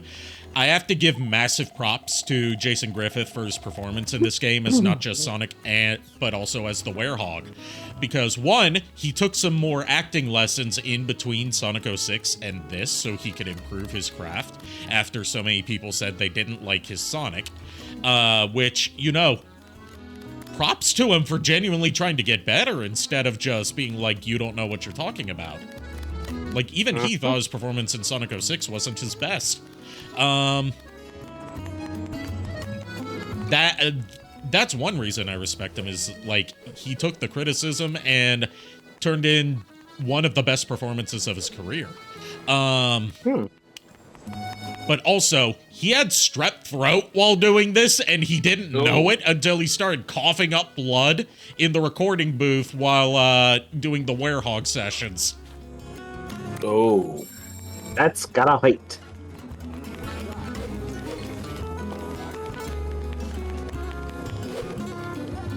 So yeah, like I said, massive respect to Jason Griffith.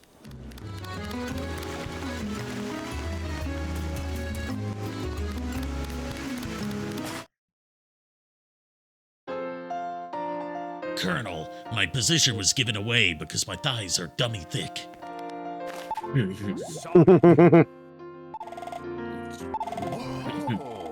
All right, we got 2 locations we can go to. We can either check out Spagonia or we can go to Holoska. We're going to Holoska. I'm not asking chat. I was just gonna say, it's like, somebody touch my spaghetti. Somebody touch my spaghetti there. That's what I meant to say. And we're also handing over our souvenirs. Achievement unlocked. Care for a pointer on how to ace those daylight stages, my boy? Sorry, my boy. I have to. Reach the goal ASAP, even if that means ignoring foes on the way. I should think racing at breakneck speed should be right up your alley. No one gets to call me Allie except for Lulu and Nico. Why, thank you. Let me in on a little hint in return for your trouble. There are times when you need to push blocks or boulders, I'd imagine. Holding the dash button will get the job done faster. Old news, was it? Why, thank you. Let me give you a little hint in return for your trouble. Surely you've met, I don't know, Sichio from the Spagonian General Store, Well, hearing his woes, it seems he, Ida the jeweler, and Chef Gigi all share a very interesting connection. I won't spoil the surprise for you. I'd almost forgotten I have a small gift for you, my boy. Here, take this. It's a sun medal.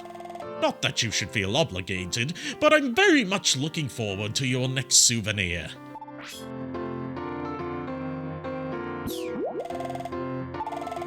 Care to hear a trick for scoring high marks on nighttime stages, my boy? It's quite fun. Destroy everything. Ho ho! Foes, objects, whatever. Use that brawn of yours to wreak some havoc, eh? I knew you'd like that. Feed into your chaotic instincts. Sonic, after all, it's only a crime if you get caught.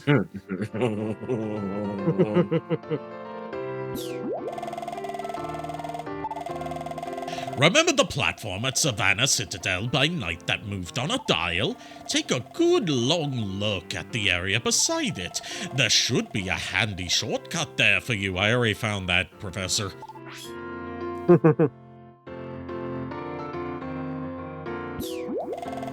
I thank you. You're quite familiar with the Sonic Boost by now, Have you noticed that it consumes the most rings at the very start? For a longer boost, keep the button held down for more boost for your buck. I'd almost forgotten I have a small gift for you, my boy. Here, take this. It's a moon medal.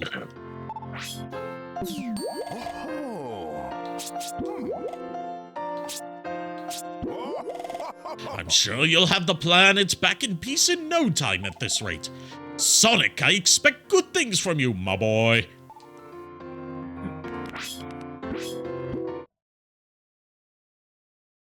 It turns out Professor Pickle's whole thing is, like, the whole, like, planet historian stuff is just a side hobby for him. His actual job is, teaching music theory.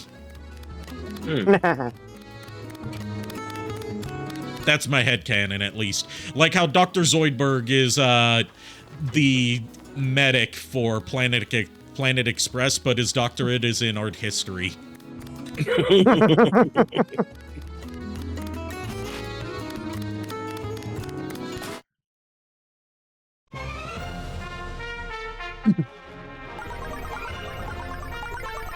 right, Alaska, here we come. Wow, Alaska looks like shit. It's all snow! Just like the real... I was gonna say like the real Alaska, but I don't know, I've never been to Alaska. I know you! You're... who are you again? Also, Winthos is back.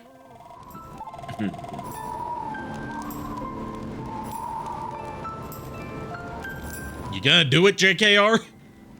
Oh, sorry, didn't see it. Phew, we made it to the town in one piece. That last time was scary. Those huge nuts! You got to be afraid, eh? Come on! Sorry, I next time I'll try harder. Not another stranger. What do I do now? Take a good look. We met this guy before. He talked to us, eh? but I can't. I'm not good at. I'm so sorry. Where are you going? Where you are going? Wait for me, eh? Eventually, we'll get to buy stuff from him. Once we've worn him down enough. Right. Seriously, the NPCs in this game have such good subplots going on, but I won't be able to cover all of them in this stream just because, like, there's so much. Can we buy some canned horror? No, we can't. We need 100 rings for canned horror. Oh yeah, I might as well feed Chip. We'll feed him some pasta alla pancico. Yes. The green sauce is great. I feel all grown up. And a spaghetti. Not to be confused with a spaghetti. Just a hint of salt. I bet this would be good with cheese on it. Broiled ibanga. That meat was tough. My jaw's all sore.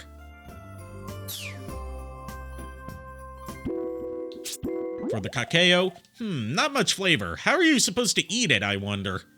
Chili dog. We gotta feed him the chili dog. Reminds me how a necromancer majored in communications and minored in women's studies. It's like how Nappa went to Seiin University and studied child psychology with a minor in pain. You like these, right, Sonic? I think it's a little too spicy for me. The people here sure wear interesting clothes. My fur's prettier, though. Fuck you, Chip. Those words are blasphemy! Let's feed him some canned juice. This water's all fizzy and sweet. It's kind of invigorating. Give him the donut. Wait till he finds out that juice was actually gasoline. Or as it's also known, El Gasoline. Yeah. Donut. It's a ring. So fluffy and sweet. Strawberry cake. That's a good-looking cake. I could go for some strawberry cake right about now. I could go for some cheesecake. That is good. Same here. Speaking of which, Mario owes me a cheesecake. I had a good cheesecake that I picked up at the Harris Teeter one time for my mom's birthday. It was a churro cheesecake. Ooh. Oh. So it was like a cheesecake with like a heavy taste of cinnamon.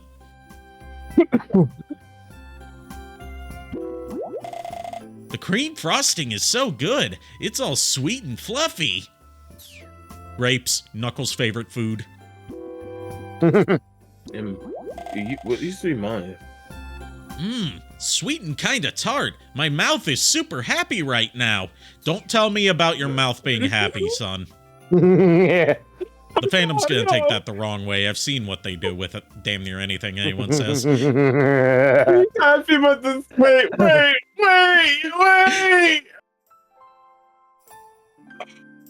Are you going to be okay over there, Kier?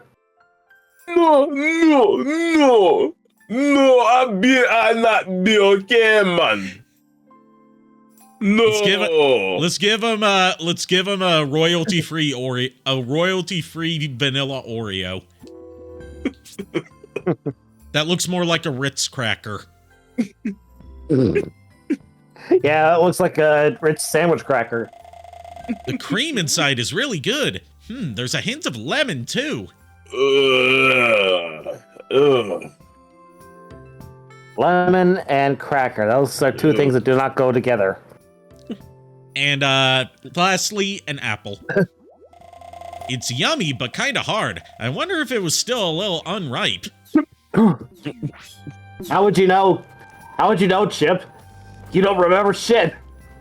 Bro, some of the words can just be considered really dirty. Yes, that's why I'm telling him to watch his filthy mouth.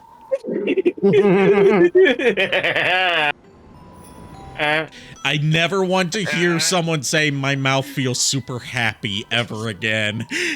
Anyways, we got stomping shoes, so now we can stomp. With these spiky cleats, anything is possible. Which SpongeBob said right before stepping on the Tattletale Strangler's eyes and getting the cleats stuck in his eyeballs. That is an actual thing that happened in SpongeBob. It's so fucked up, but like they still got away with it in a kid's cartoon. In any other cartoon, it would have been a gore scene.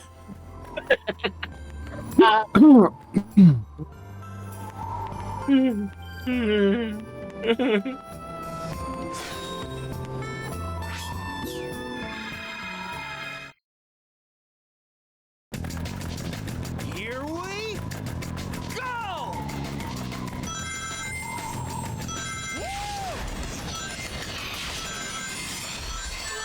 Also, would you like to know what this game is called in Japan, given that they didn't call it Sonic Unleashed there? It's called Sonic World Adventure.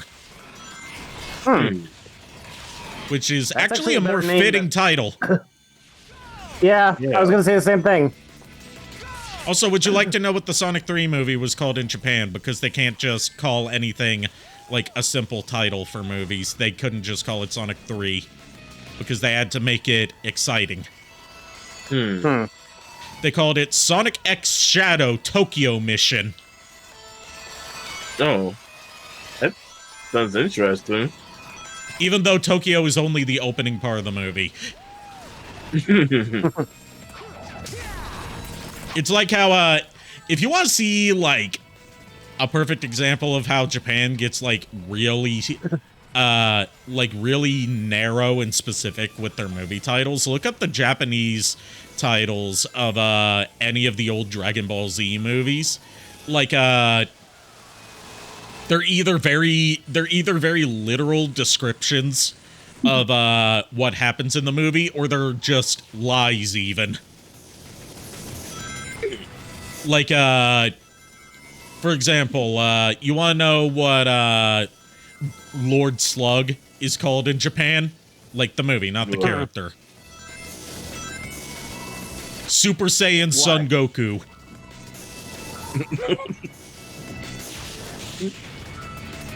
Look at the first Super Saiyan meme. Oh shit.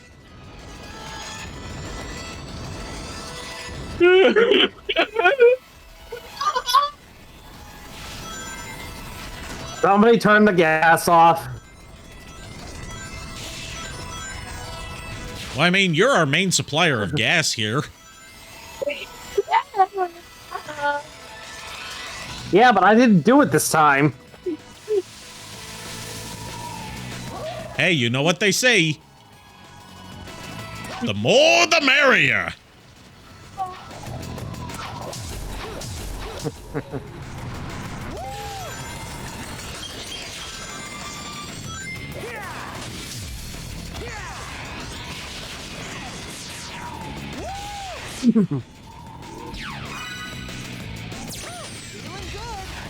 But yeah, look up the Japanese titles of the old Dragon Ball and Dragon Ball Z movies for, like, some really...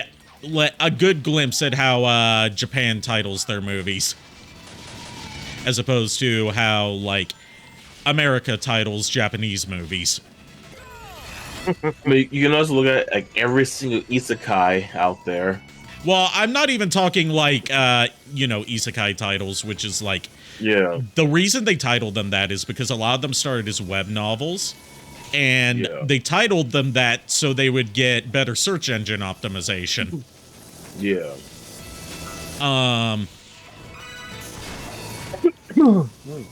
But, like, I'm trying to think of another example. Oh, yeah, Return of Cooler. You know, that one. Yeah. The one with Metacooler. In Japan, it is called The Greatest Rivals.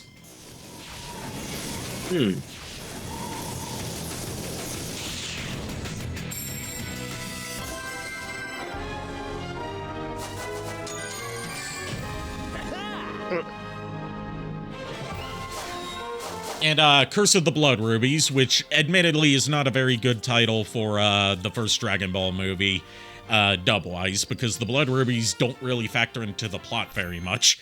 Sonic! It's titled The Legend of Shenlong, or Shenron, depending on how you localize it. Which is a more accurate title, actually, because it's a recap of the Pilaf arc, but with Emperor Pilaf replaced with King Gudamace. And, Pilaf's, minions replaced with 2, like, more competent soldier types. One of which, depending on the dub you're watching, is named either Raven or Pasta.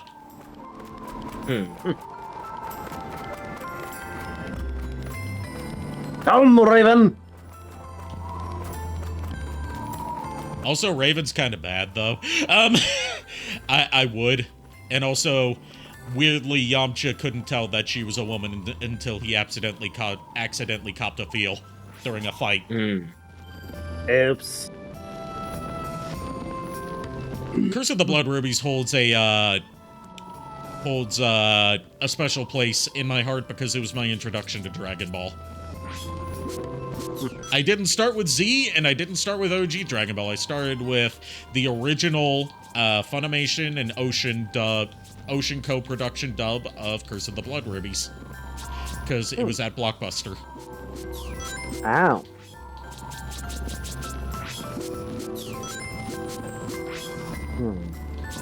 Oh, Mega Man Burger just shared Despicable Me's Japanese title. Master Thief Gru Who Stole the Moon. Oh, God. Jeez. Also, if you want to see some foreign titles that are just kind of wild,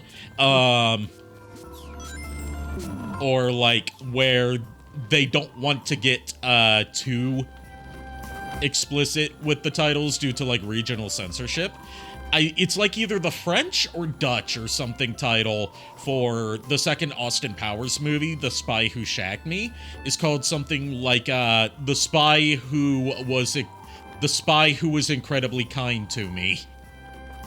Oh, jeez. Hey, I'm gonna hop out. I'm feeling a little sick, okay? Oh, shit. If you can last one more couple of seconds, we're going to feed Chip the canned horror. Okay. Carl Chip did not like that. He did not like the surströmming. No, sir, I do not like it. No, sir, I didn't like it. Okay, hop off, Kier. Thank you. Feel better, dude. Feel better. Thank you. Also, I like that the mint candy here is the same design as it was in Tails Sky Patrol, which is canonically Tails' favorite food. He just spat out the most offensive slurs. Jeez. I mean, it's sweet and tasty. It makes sense. No. It's if you've seen South Park episode 201, the censored version that aired on TV, it's that entire ending speech where they just have one long bleep for the entire thing. Oh, jeez. And that wasn't part of the joke. It's because Comedy Central had gotten death threats for the previous episode because part of the plot involved hiding Mohammed in a bear costume. And, like, to avoid, get more death threats and potential terroristic actions in response at the time, when episode 201 aired, they censored so much of it just to try and avoid any more controversy. And the final speech, which didn't have anything offensive in it, it was like a sarcastic, I learned something today speech about how if you use fear tactics, you can get whatever you want. They just bleeped out the entire thing when it broadcast on TV, and that pissed off the creators of South Park. Oh, shit. Because that was not... They intended for the speech to air uncensored, and there was nothing objectionable in it. But, like, Comedy Central was just so afraid that they censored not just the entire ending speech, they bleeped out every instance of the word Muhammad and replaced every visual depiction of him, which they had gotten away with before in a previous episode, with censor bars over him.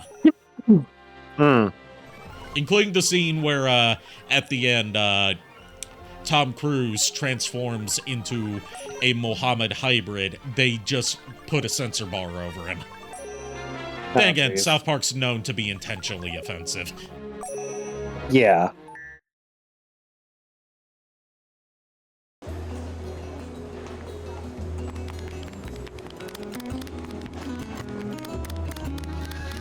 But, like, they do rightfully point out, hey, we did this in a previous episode and nobody got mad, so why is it a problem now?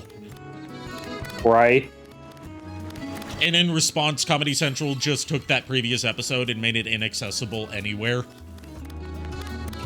Oh, jeez. And removed it from their rerun lineup, and removed it from the South Park Studios website, and didn't put it on any streaming services. So it's technically a lost episode then. Well, it's on the DVD sets if you can find those. And that's also the only place you can legally watch episodes 200 and 201, because they were banned from ever being rebroadcast after their initial broadcasts, because they were just too controversial, even by South Park standards. Oh boy. Because, like, previous South Park controversies didn't involve bomb threats. Okay, yeah. And, potentially causing international incidents. Right. Also, I saw Wintos back there. We gotta have him again. Oh, no. Yeah. There he is. I can't believe we ran all this way. Wintos, you gotta get over this, eh? We never are gonna sell a thing. But how?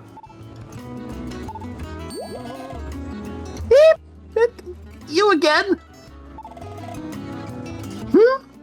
We sure do run into each other a lot, eh?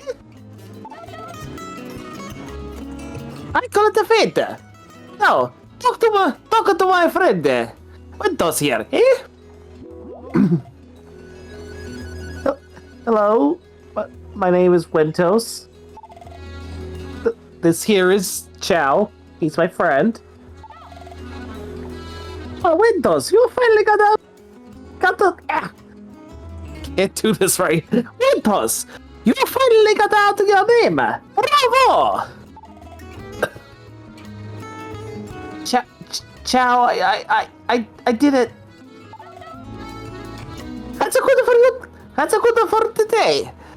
Grazie, my blue friend. See you around, eh? See? Character development. But yeah, I have a feeling Mario would be ashamed of that voice performance. Well, he is Mario. Yes. Mario. The question is, what is Mario's last name? And the answer is Mario. Mario. Mario, and Luigi Mario. And Luigi Mario.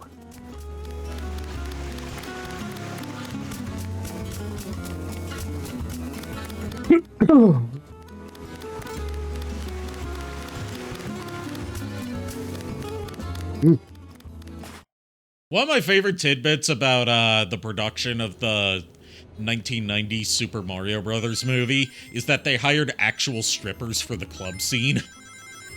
Oh, jeez. Like from local strip clubs. Oh, boy. It's almost as bad as how, you know the Blood Rain movie, right? Yeah. I've heard of it, that, but... Well, I'm not asking if you've seen it. I'm saying you know of it. From the Nostalgia I Critic know of review, it. at least. Yes. For the scene that features Meatloaf in all of his not giving a shit, half-assing the hell out of his performance glory, they hired local prostitutes to be in that scene. Oh, jeez. As his harem of concubines. Because, you know, Uwe Boll do be a madman. Yeah. A shitty madman, but a madman nonetheless. I mean, I do give him credit. He challenged his opponents to a boxing match, and he actually showed up and won.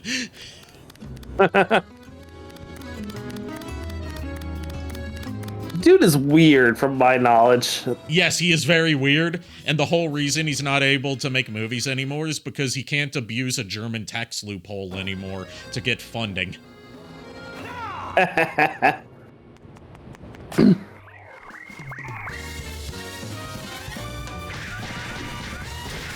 Also, in a supreme bit of irony, he did a movie that wasn't based on a video game that itself got a video game adaptation. And it's regarded as one of his best movies and actually kind of like low-key kind of underrated, but the game is considered one of the worst games of all time. That's funny. So the tables have turned. Yes, how the turntables.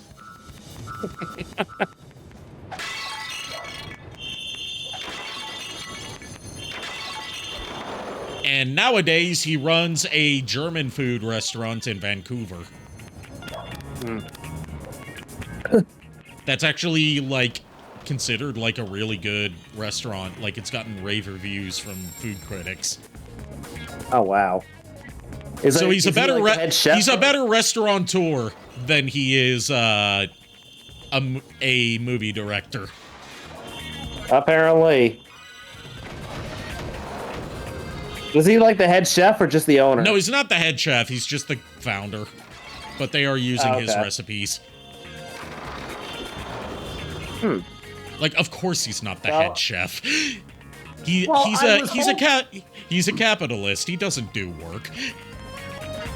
Yeah, I was honestly hoping he was the head chef because I was like, yeah, I don't exactly know how I feel about him and his recipes.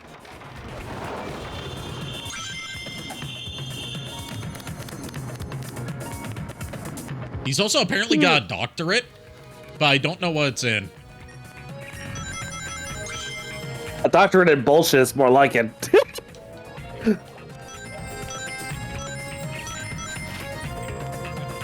He's got a doctorate from PCP University.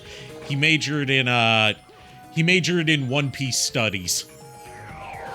Have a good night, Chuck. See ya, Chuck.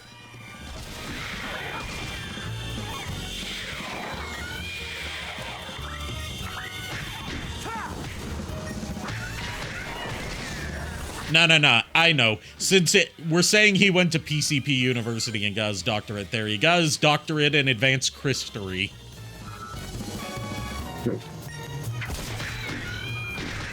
Which, if you don't know what Christery is, it's the study of Chris Chan. Go figure. I mean, the people that archive his stuff, that archive his very, dramatic life, call themselves Christorians. No, jeez. At what cost, though? Too much. Yeah. I mean, there is that guy that's made a documentary that's on Chris Chan's life that's over 70 parts. And counting. Geez.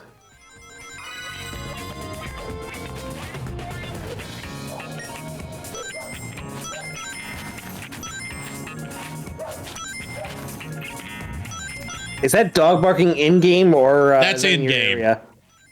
Okay, good. If it is barking in my area, I'd be like, where'd the dog come from? I don't have a dog here, sadly. And Olive doesn't sound like that. No, she does not.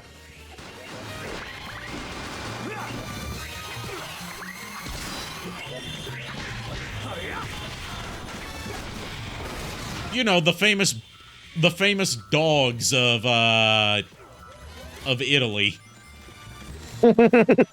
You know, everyone's favorite part of the Italian landscape, the barking dogs. Oh, jeez. I don't know why a barking dog is part of the soundtrack, but okay. Yeah. Oh yeah, that's definitely that's just the same dog barking sound played on loop. Yes. I hear it now, is what I'm saying. I was like, I didn't hear it before.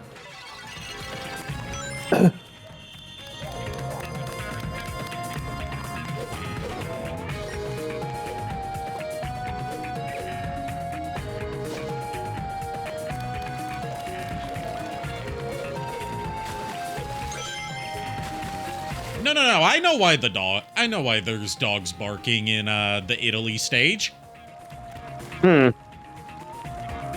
It's because they're covering the seedier parts of Italy. It's the dog father of the mafia.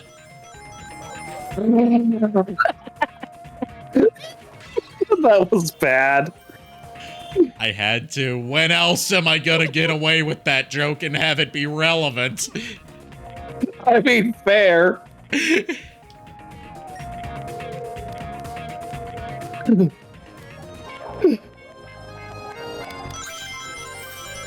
He's telling his enforcers to go rough someone up.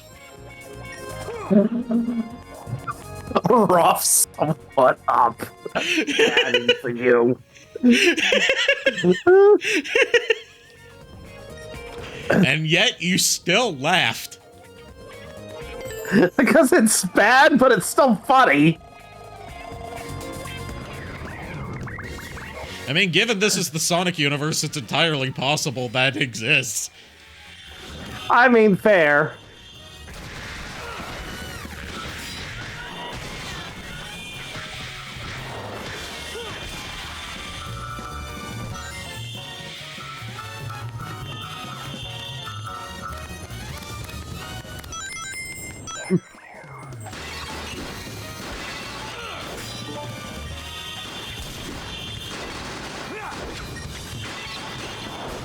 I wonder if we're in Napoli specifically, given that this doesn't look like the Venice-inspired Soliana that we saw earlier. Would you say this is Napoli?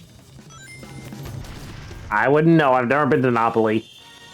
I ask because Smee, if you see back an old Napoli, that's amore.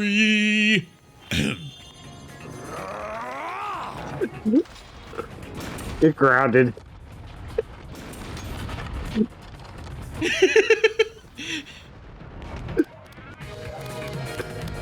Oh, jeez.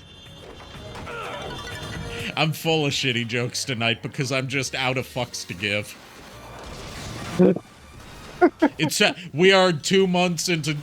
We are less than 3 months into 2025. I'm already out of fucks to give. Mm-hmm.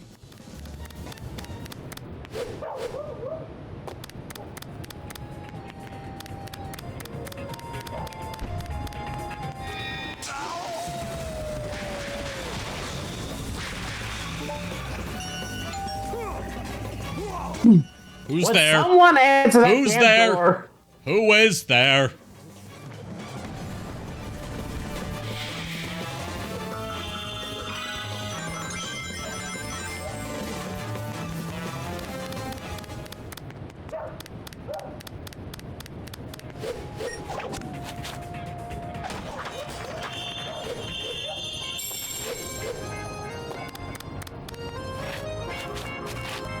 I mean, I could go even worse with the shitty jokes by doing a shitty joke that'll inevitably get an earworm stuck in your brain.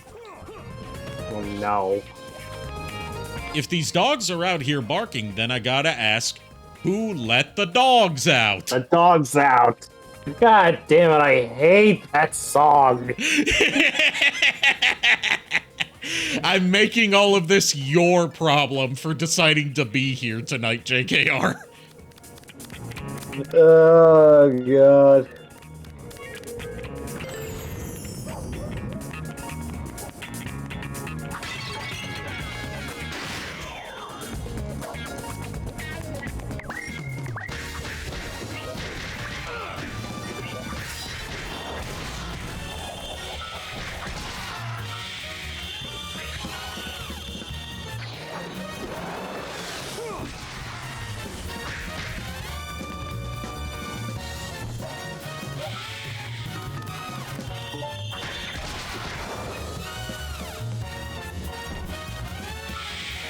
See, I can clearly tell we're not in Rome, given the lack of, you know, churchy architecture. Yeah.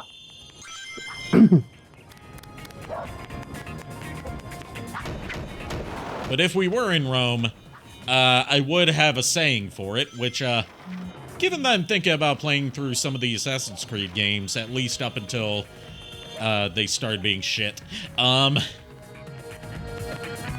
Were they were they not always They shit? were genuinely pretty good. They were genuinely pretty good, for, you know, a part of their run. Especially the Ezio trilogy is universally considered, like, the peak run of the franchise. Even if, even if, the last part of the Ezio trilogy, Revelations, is the weakest. And Black Flag is considered great, but I argue that it's a great game. It's just not a great Assassin's Creed game because it's only fun when you're doing literally anything except assassin stuff. Yeah, I played I played a little into Black Flag, enough to know that I don't ever want to play it again.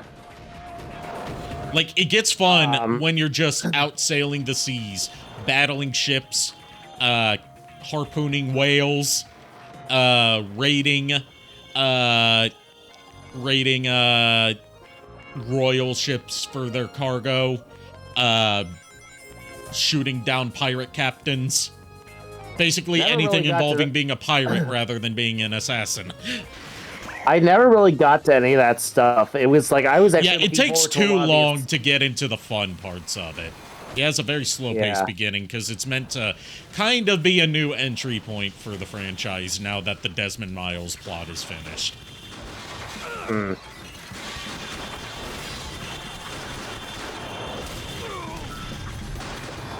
Also, I will be able to ruin anyone's perception of Desmond Miles, the modern-day protagonist of, the protagonist of the modern-day Assassin's Creed stuff in the first run of games, once we, get into playing those, but I'll tell you, like, in their attempt to have him look like sort of a generic character that has, very, like, heavily mixed ancestry from all sorts of different ethnicities and countries of origin, that allows him to relive the genetic memories of people from all different parts of the world. They ended up just making him look like Adam Sandler. Oh, jeez.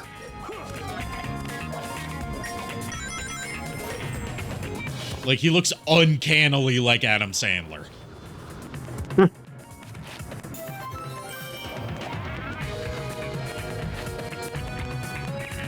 Also, I'd like to say that the Resident Evil 4 improv fan dub by Star Productions accidentally predicted something in the Resident Evil 4 remake before that was even out. Oh, jeez. Before that was even announced. Oh, boy. Which is, in their running joke of referring to, you know, naming the main villain, Osmond Sadler, as Adam Sadler, they accidentally predicted that canonically, as of the Resident Evil 4 remake, one of his ancestors was named Adam Sadler.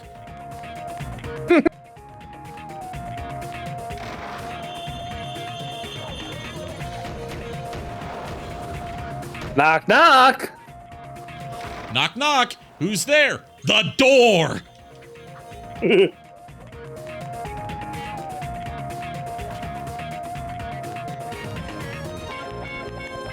It's really sad that the Werehog stages aren't really all that fun when it comes... Like, they're fun, but they shouldn't really belong in a Sonic game. What makes sense for, like, why they would go with this for an alternative gameplay style is, yeah, you really need to understand how popular, like, the first few God of War games were at this time and how influential they were to that era of gaming. Like, God of War 2 would just come out the year prior. God of War 3 was on the way. The PSP games were coming out. Like, everything, if it wasn't trying to copy Devil May Cry, as far as action brawler games go, if they weren't trying to copy Devil May Cry, they were trying to copy God of War. And Sonic Unleashed clearly went with God of War. I see. Whereas, like if they were to take inspiration from modern-day God of War, he'd have a child sidekick. Well, he'd have Tails. And there would be sort of, like, co-op, like, sort of AI companion mechanics with that, and he'd constantly be, like, the camera would be stuck behind his shoulder and give you a shitty view of the action at all times. And he'd be referring to Tails as boy. As if his own son doesn't have a name. There's a reason that people call the... Like, I'm not saying that to shit on the new God of War. I'm just making jokes about something I like. But people call the... I call it God of War 4, even though its official title is just God of War. There's a reason people call that one Dad of Boy.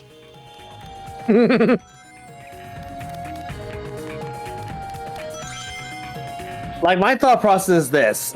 I don't mind the Werehog stages, and even if they were, like, if they had to stay in the game, my thought process is this. Why not make the Werehog something else? Like, make it a different character, not Sonic. I mean, part of it is that they wanted to focus on Sonic being the only playable character. But he's not much they hadn't figured out how to use Sonic in melee combat yet. They wouldn't figure that out until Frontiers. Oh, wow, yeah. But also, it was, they were afraid that with how fast-paced and, as a result, short the main Sonic stages are, that they couldn't get away with charging $60 for a game with such short levels. Okay, So they came up with the Werehog as basically a way to give you your money's worth of runtime. Ah. And in the future, they would just drop that and go to just purely fast-paced Sonic stages, but also, like, simplify them and make them even shorter than they already were. So it was more of a rip-off that you could beat the games in, like, 2 to 3 hours. Yeah. Whereas in this one, even if you just count the Sonic stages, they're challenging, even though they're short. Whereas once you get to, like, Forces, the stages basically play themselves. Yeah. And outright refuse to let you fuck up.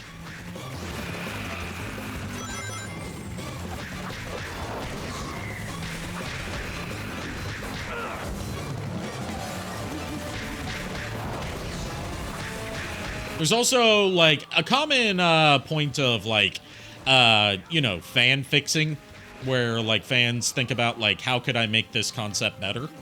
Is they think about, like, if they're gonna have, you know, brawler-focused stages... The door's open! if they're gonna have like melee combat focused stages and stages focused on exploration and melee combat, and they're going to try and keep the cast as small as possible, just make it Knuckles. Yeah. He is the brawler of the group. Right, exactly. Although that would also limit his ability to do God of War style, like, combat, because his arms are not stretchy. I say that as if it's a common thing that werewolf arms are stretchy. From my experience, they're not. They only stretch to a certain point before they snap off.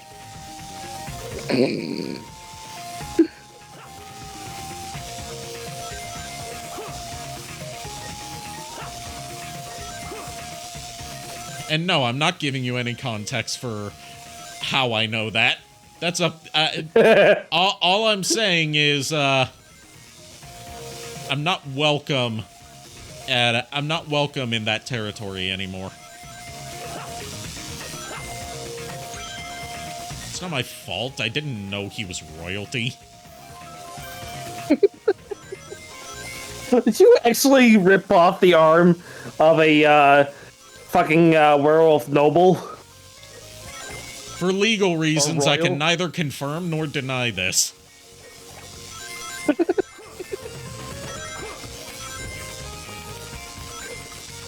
Ah.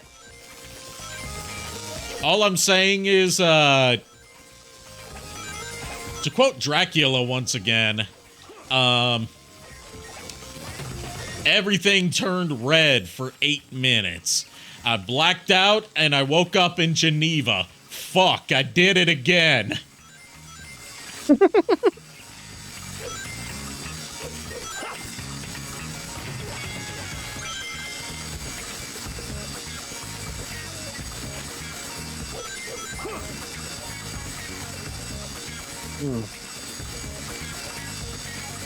Anyway, that's how I spent my last Tuesday. Allegedly. It's still in litigation. Now, Ari, let me ask you this. Why the hell were you even in werewolf territory in the first place? I told you, I have a terrible sense of direction.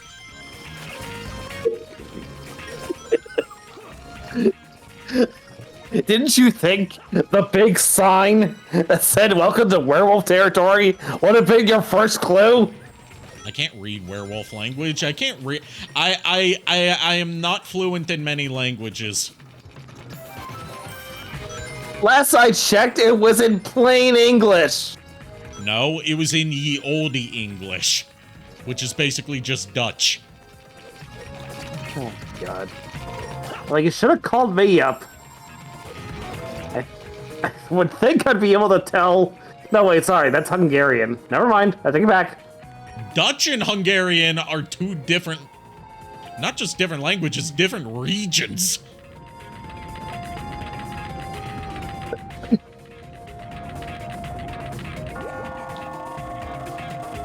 Speaking of Hungarians, I gotta test something on you that I heard from the dramatized version of Bela Lugosi in the underrated but still Academy Award nominated Tim Burton movie Ed Wood.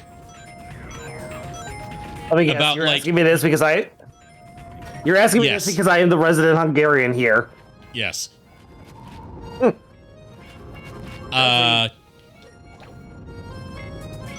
So, you know the whole, like, thing that Dracula does in the old Universal Dracula movie where he, like, kinda, like, I'm doing this like you can see it and, like, I have my arm tracking turned on. Where he, like, kinda, you know, the hand motion that he does when he's hypnotizing people? Oh, yeah. Where it looks like he's, like, sort of reaching towards them and, like, sort of like writhing his fingers about like he's like doing a whole "come to me, my servant" kind of motion. Yeah. Yeah. There's a scene in the movie Ed Wood where Ed and Bela are watching a TV broadcast of the Bela Lugosi movie White Zombie, hosted by TV horror hostess Vampira. And, like, Bela starts doing that towards the TV because he finds Vampira hot, as she was. And, Ed asks him, how do you do that, Bela? Because he tries to replicate it and he can't quite do it right. And Bela says, you must be double-jointed, and you must be Hungarian. Yeah, well, I don't know too much about that. If that were a thing, I'm pretty sure I would have triggered it by now. Have you ever tried it? Oh, I've tried it on multiple occasions. It doesn't work. Well, are you double-jointed? Because you must be both, not just one or the other. Right. I mean, granted, I am not double-jointed. I barely have... I mean, I can barely bend my fingers in my left hand as it is.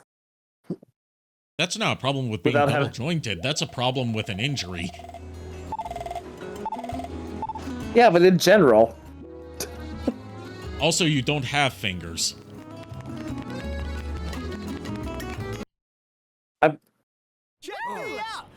I mean, I am... I mean, I'm not exactly... do you really think I am literally a bomb? I'm just trapped inside this thing. Let's dance the night away. This is so much fun. Wow. I'm stuck in here. I can't exactly get out. No, something's not right here. For context, Chip got this camera from Professor Pickle in an earlier scene when we talked to him. And its effect is when the flash goes off on people being afflicted by Dark Gaia, it manifests the Dark Gaia monstrosities that are controlling them so they can be destroyed. It's basically an exorcism camera.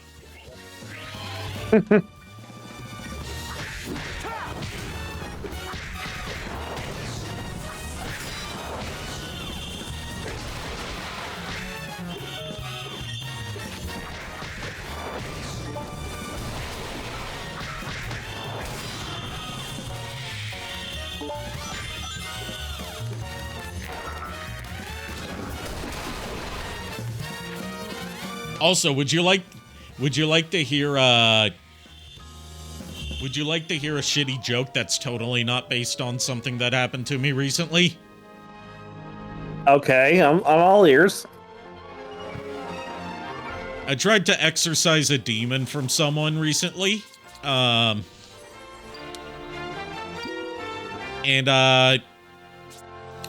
it turns out if you want to exorcise a demon, to get the demon out of their body, the best way to go about it is not weightlifting. That just makes them stronger. Wait up! Just now, was that? Ari. That should calm things down a bit around here. Chalk another one up for Sonic. You know Sonic? Well, of course. I'm not an exorcist. I'm not allowed to interact with holy objects. It burns my skin. Everything you know. Yeah, well, you and me both. I mean, I mean, here's the thing.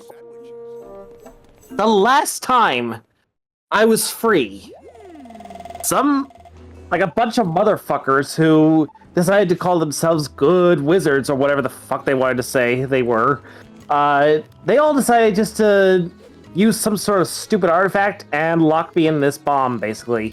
And I can't even self-destruct, even. I'm stuck like this.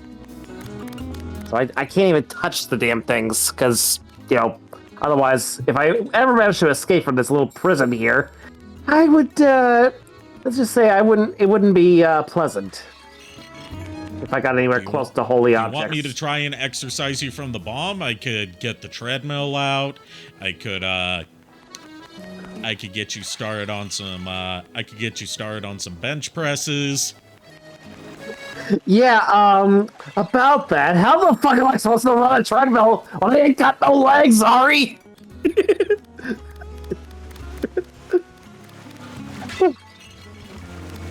I mean, to quote everyone's favorite rapping dog, you gotta believe.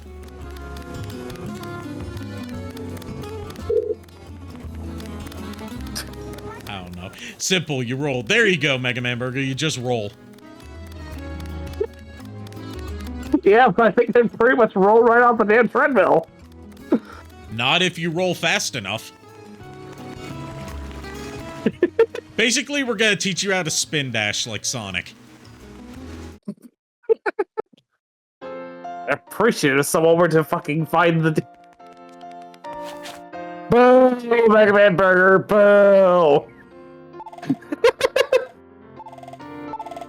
Sonic! Sonic! Alright, now we need to go to Chunan. Which is totally not China. Oh, so you're saying it's not China. It's not China. I will stop with it there. Yes. Sorry. Bad joke. Even for me, that was bad. I apologize. Boo this man! Boo! Did someone say boom?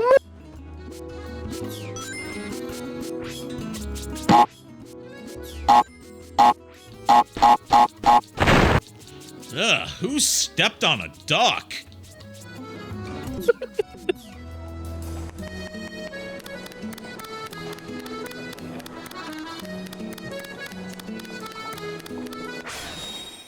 Yeah, you see, the thing is, I was wrong. Apparently I am able to fucking self-destruct. The problem is, after I'm done, I just come back together.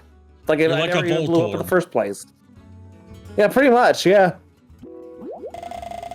We fed Chip a tomato and he said, "It's ruby red and chock full of sun-kissed juiciness." Don't ever say I'm that more for again, sun-bloated myself. That's coming for the guy who don't like a tomato in the first place. I mean, you saw that Space Ghost episode where they try to order pizza, you know, pizza with sun-bloated orange ruffy. Oh, yep. Yep. The one where they had Zorak's nephew on there, Raymond. Oh, yeah. And where he interviewed Lassie. Oh, I think I know what you're talking about. Yeah, of course, I know which one you're talking about. Where is it? Hold on, god damn it.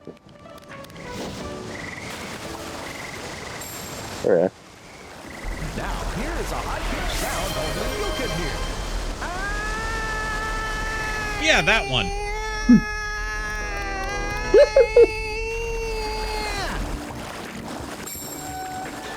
It's a shame that we'll never get another Space Ghost Coast to Coast for multiple reasons.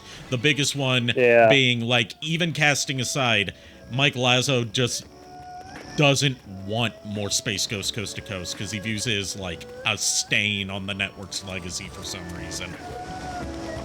That is sad, because honestly, it was fucking hilarious. Yeah. I know you particularly like the Bat Mantis episode. Yeah. There's a lot this is your mother. I shiver with fear. I ache with disease. I am Bat Mantis. Honestly, I think my favorite episode was the one where he was like chasing that ant, and of course he. Oh yeah, he chases the ant for like 10 minutes and just leaves the interview with Conan O'Brien to chase the ant. And of course for like he gets to. And yeah, when he gets to the ant's home, he just gets chased out by the ant's parents. It's like your son's a moron.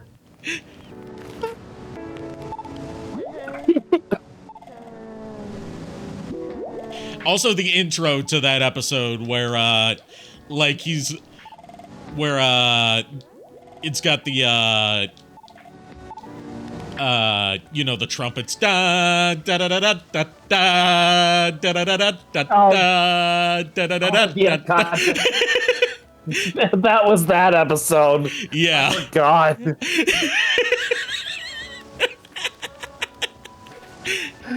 That entire marathon live stream was a treat.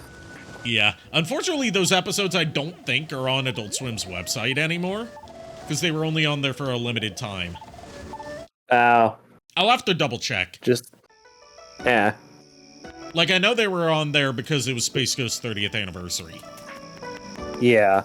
But didn't that run for like a week, I think? No, it ran for like a month and a half. Oh, jeez. And they were, like, the live stream was just looping the same dozen episodes over and over again. But the Adult Swim website had, like, almost all the episodes of the series. Except for a couple of them. Yeah. And some of them, like the Ant episode, they aired the shortened versions of them. Yeah.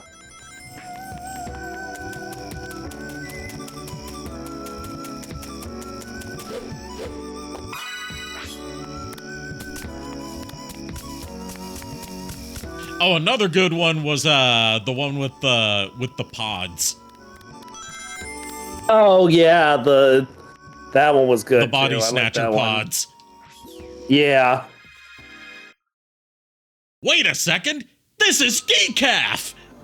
Instantly falls asleep.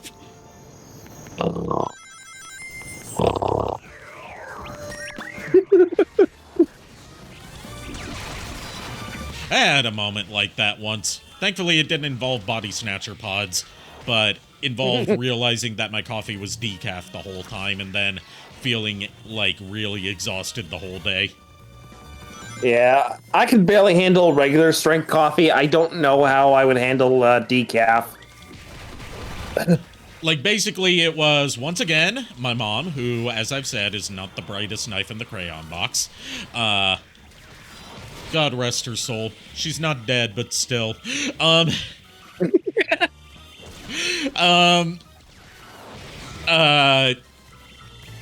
We were at the beach, and she was fixing me coffee every morning, you know, because I need my coffee to function. And I was just, like, tired as fuck every day. And I'm like, am I not having enough coffee?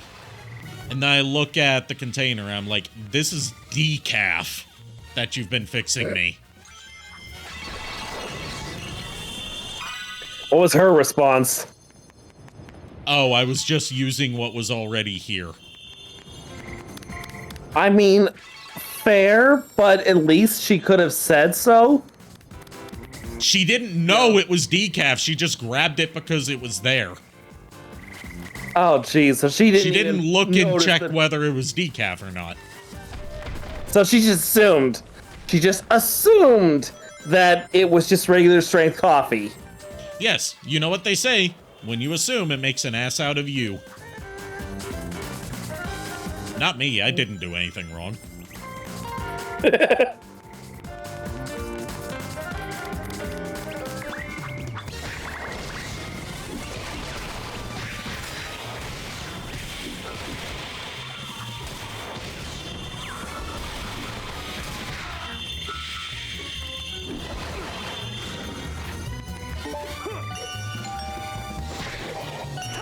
Who's there?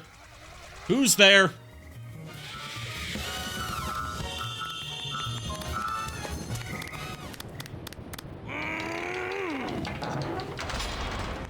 I swear, my peripheral vision must be going crazy on me, because I could have sworn I saw someone to my left. Your left or my left? My left. My brother in Christ, look at the screen. We have the same left. I'm being serious here, for once.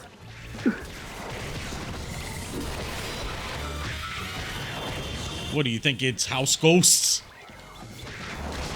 I mean, as far as I know, this house isn't exactly haunted.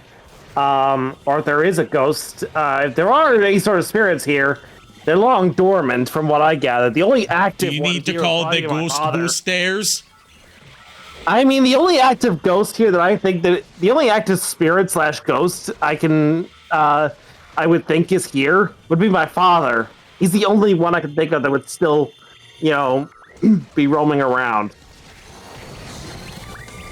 What if it, okay, call the Ghostbusters unless it's the Rat Man, who comes out at night and eats your cheese. Because if you call the Ghostbusters, you know, they're armed with ghost-busting weapons, but they didn't bring a shotgun. But I have a gun, so I killed them instead. Oh no, it's murder!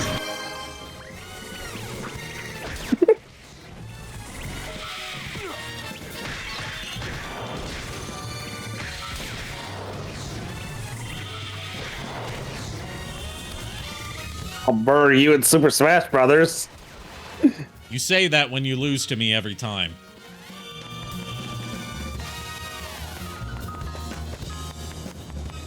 Listen here, you little shit. I'm bigger than you! In more ways than one. Yes, but I'm older than you. By a month. Still, I get seniority. By less than a month, actually. Hey, still counts. I'm older. I'm the older one. Respect your elders. Okay, Grandpa. Time to go to the home. Actually, I take it back. That's not Kier. That's Furret, who's the eldest of us. He's the one who should go to the home.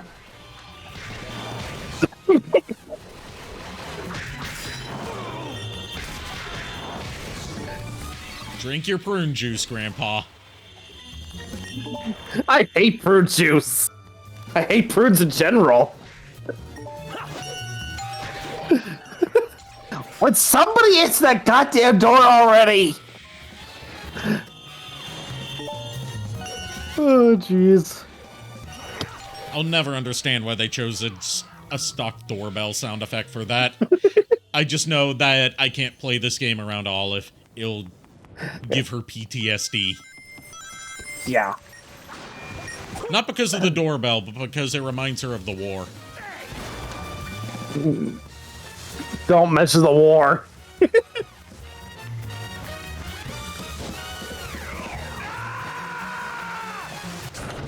God damn it, Sonic! Well, you know he can't swim. Then why the hell did he decide to go in the water in the first place? He fell.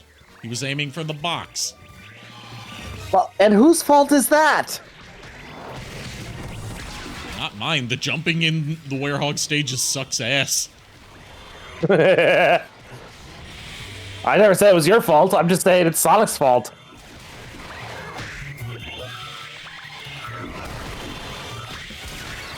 Out of all the countless machines Dr. Robotnik has built, nothing could compare to a pond. That wasn't even one of my traps. That was just decoration. Oh my shit.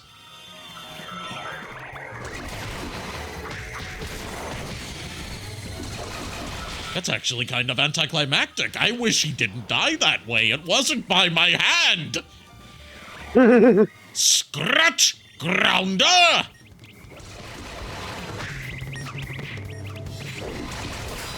Play Despacito. If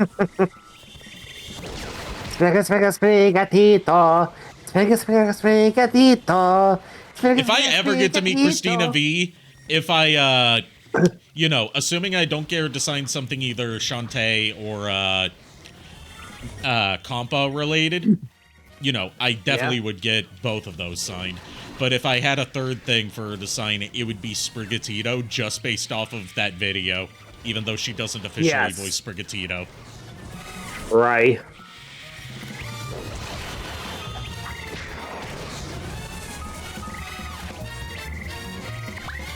Also, BRB. Okay.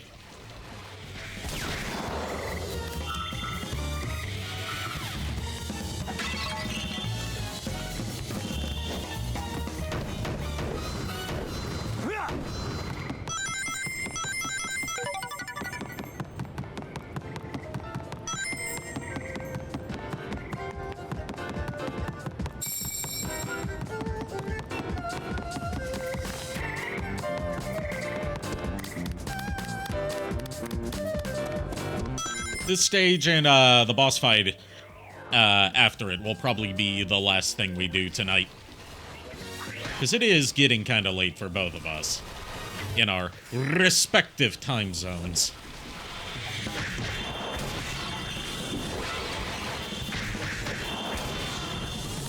Unleashed music is good. Yes, yes it is. Like 9 times out of 10, not even 9 times out of 10, 9.9 times out of 10, I would say. If you're buying a Sonic game, even if you don't find the game very good, the soundtrack is still at least going to be fire. Did you miss the Eggman sandwich cutscene? No. That hasn't happened yet. Sandwich. Up, no. Palade.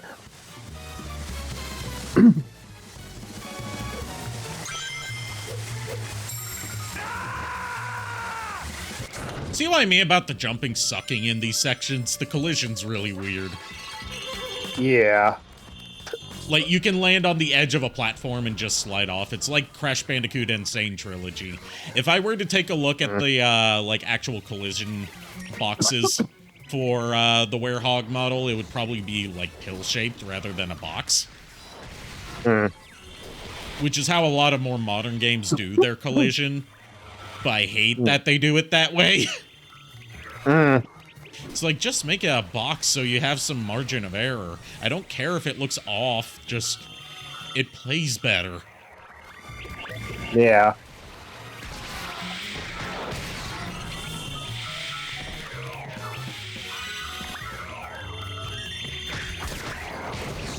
Ah, shit, no, thank you. I was just looking at something on Amazon. I happened to scroll through. I was looking through ideas for, like, if I'm going to get my hands on a, Ganondorf amiibo, like if I want to do that, I might as well go for, like, who I think could easily, represent the other headmasters, slash target masters. And I'm having to see Richter Belmont as an amiibo, but he's like $57. Yeah, because most of these amiibos are out of production now. Because Nintendo just doesn't really give a shit about amiibos anymore. They haven't officially discontinued amiibos, but they're nowhere near as prevalent as they used to be. And the Smash ones especially are the ones that tend to sell out. Those and, like, any amiibos that unlock some sort of functionality in games also sell out instantly. Like, good luck finding the amiibos that were released as a tie-in to Metroid Samus Returns, because those sold out instantly because they unlocked in-game content that you otherwise couldn't get. I mean, I think I have. Yeah, I think I have actually. At least 2 of those from. No, wait, sorry, that's from Metroid Dread. That's from Metroid Dread. It was the 2-pack of Samus and the Metroid latched onto a capsule. Okay, yeah. No, I have the 2-pack of the Fusion Suit Samus with the Emmy or whatever the hell those robot things Emmy. were. Those were from Dread. Also, people wanted. I'm glad they don't do that anymore. Honestly, give them time; they'll find something to do with them now that the Switch 2's on its way. Also, if they're actually gonna call it the Switch 2, and that's not just like a teaser name like NX was, then props to them for coming up with a name that's not going to cause market confusion. Finally, because like for the longest time, I expected that we weren't going to get, like, a Switch 2 because they were going to call it something stupid like the new Nintendo Switch, like they did with the new Nintendo 3DS.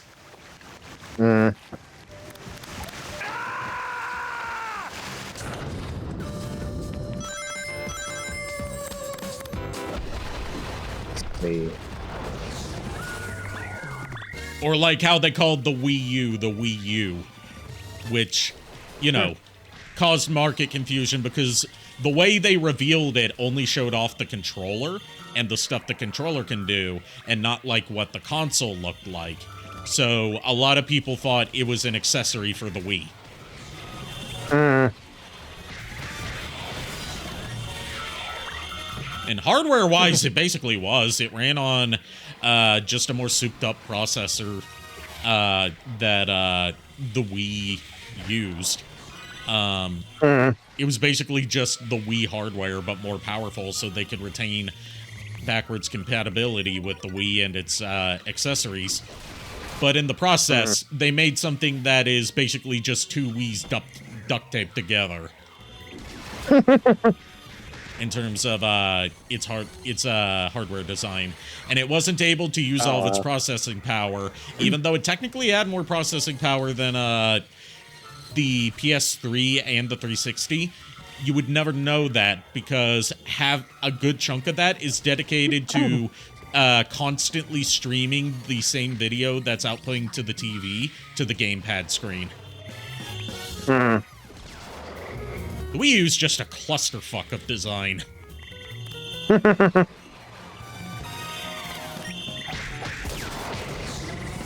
That falling screen is so funny. Sonic sounds more like someone stabbed him in the spine. I can't think of that falling scream without thinking of, like, how Radical Soda uses that as, like, an angry scream for Sonic and other characters in his Sonic reviews. Like, he doesn't sound like he's falling to his death. He sounds pissed off. Right. Like, it sounds honestly, more like a Charlie Brown "Aug" scream. Like, honestly, to me, that sounds like something Shadow would do. Because he's... No, Shadow's got some falling screams that are usually, "No!" I'm talking about, like, since it technically, you know, the voice actor for Sonic in this era was also the same voice actor for Shadow. My point is that if he were to do that scream for Shadow, that's more like what it would sound like for Shadow if he were, you know, in like a lot of pain. I could see that more for Shadow than for Sonic, but I don't know. That's just me.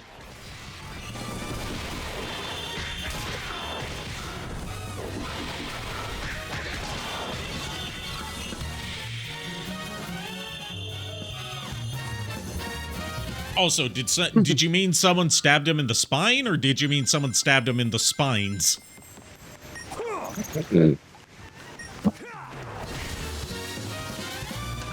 Okay, it didn't electrify the water like it's supposed to, and I guess I'm not going up there for the extra stuff.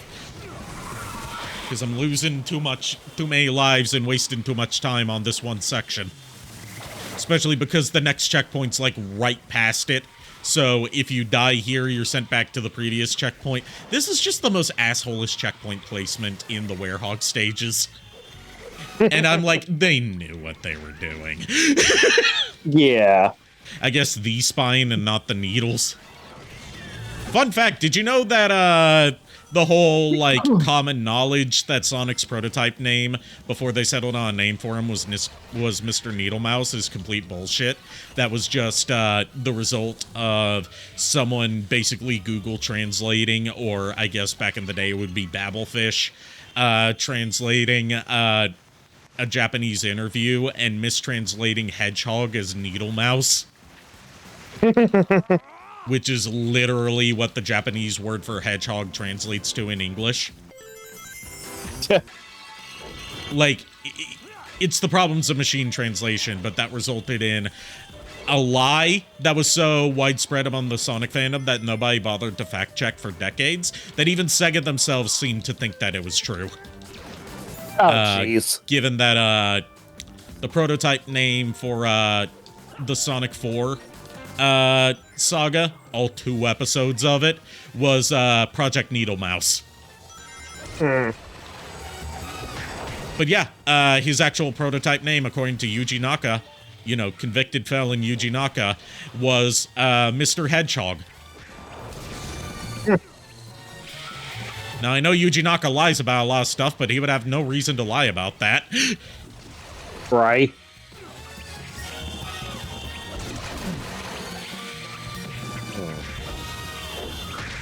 Reminded me when someone faked Nintendo writing a threat letter to Sega. The Japanese is actually incredibly cringy. A lot of times when people try to fake Japanese stuff without knowing Japanese, it's incredibly wrong. Like, there's an old fake leak of a 3DS Zelda game that Scott the Woz showed off in a video, and, like, the Japanese, like, the kanji that they used underneath the title to make it look like it was a leak of the Japanese logo for it didn't translate to anything that made sense, let alone what it was supposed to be in English. Oh, jeez.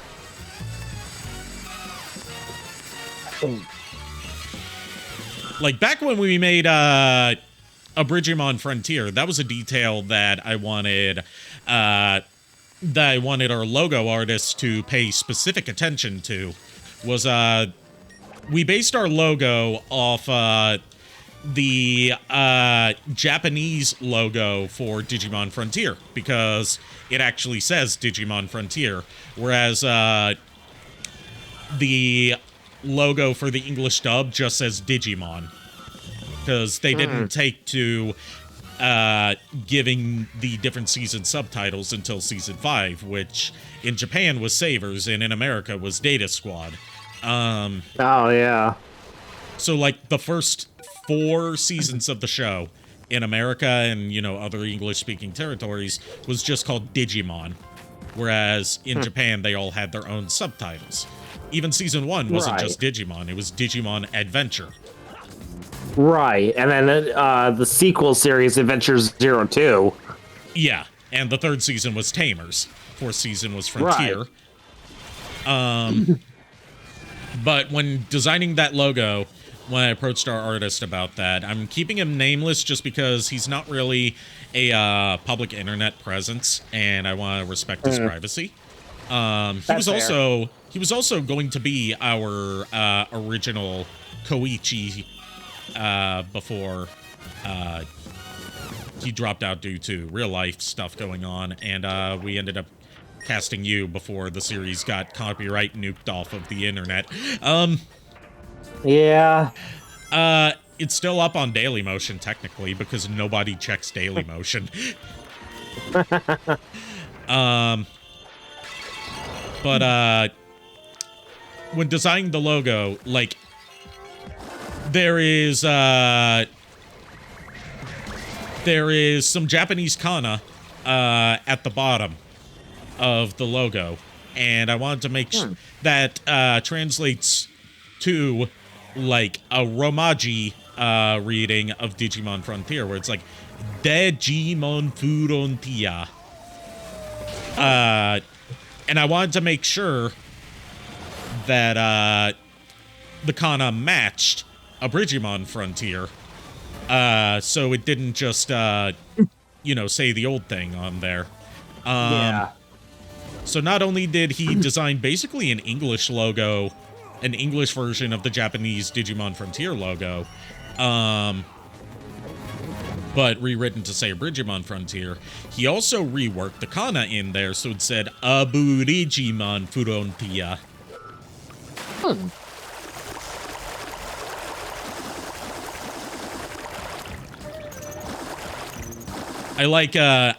I don't want, you know, in the event that someone who is fluent in Japanese saw our series, I didn't want them to look at that and be like, that's not what that says. These people don't know Japanese. Right.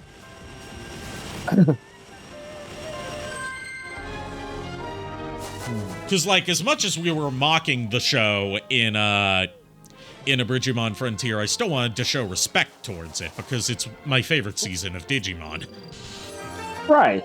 And it's got a lot of, like, really underrated and cool moments in it.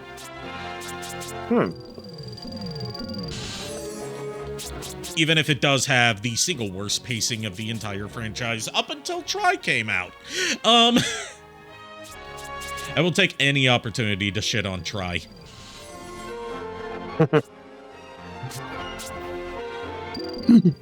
Just like as established last night, I will take any opportunity to shit on The Netflix War for Cybertron series. Yeah.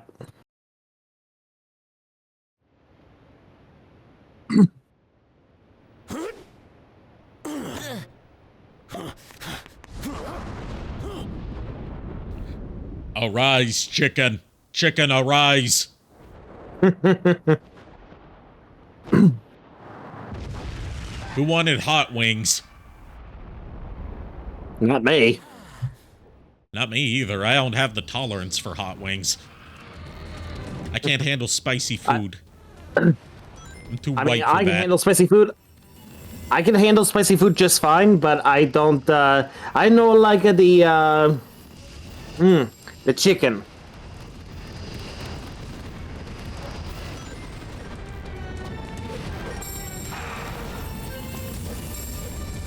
Wait, that poor. For the record, it makes sense that we're fighting a phoenix here in China. Oh yeah. I'm saying it does from a Chinese and generally like East Asian folklore and mythological standpoint. Not only is this phoenix canonically, you know, they explain it after this fight, it's supposed to be the guardian of the Gaia Temple, but also in East Asian mythology, specifically Chinese, but it's also spread throughout, you know, other countries in that region like Japan and Korea.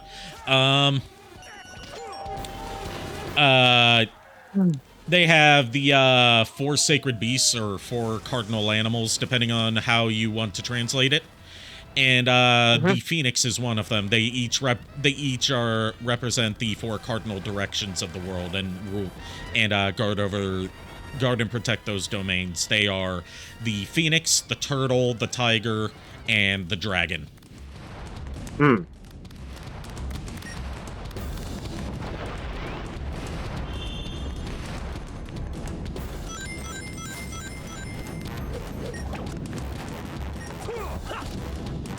That's also why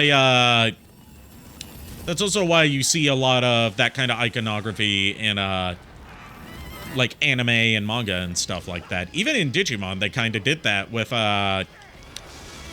the sacred Digimon that guarded like the crystals that hold like the balance of the digital world in place in season 2. You only got to see one of them, but the one that you saw was the dragon.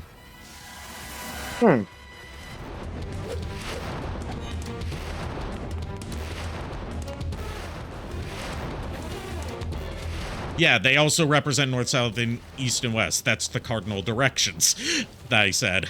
Not to be confused with the 4 sacred Celtic beasts. Those are a different thing. But they're similar in concept, but different lineup and different purpose in mythology. Because, you know, it's a different mythology altogether. But they happen to come up with very similar concepts, as you see in a lot of different sort of mythologies from different parts of the world they share. They like, oddly seem to share a few core ideas in certain parts without having interacted with each other. Like, you see, like, the creation myths of, like, Abrahamic religions having mentions of a world flood that was also seen in, I believe it was like Babylon, or like, you know, Mesopotamian mythology. Yeah. Even though those two societies existed millennia apart from each other.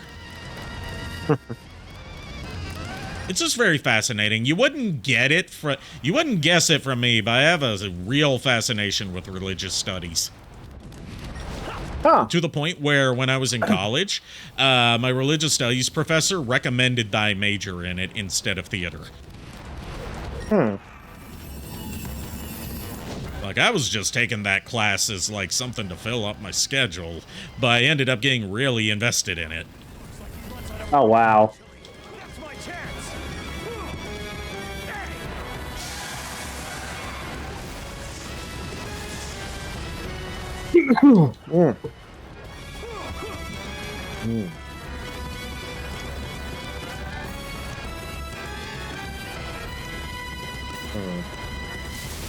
Ah, well.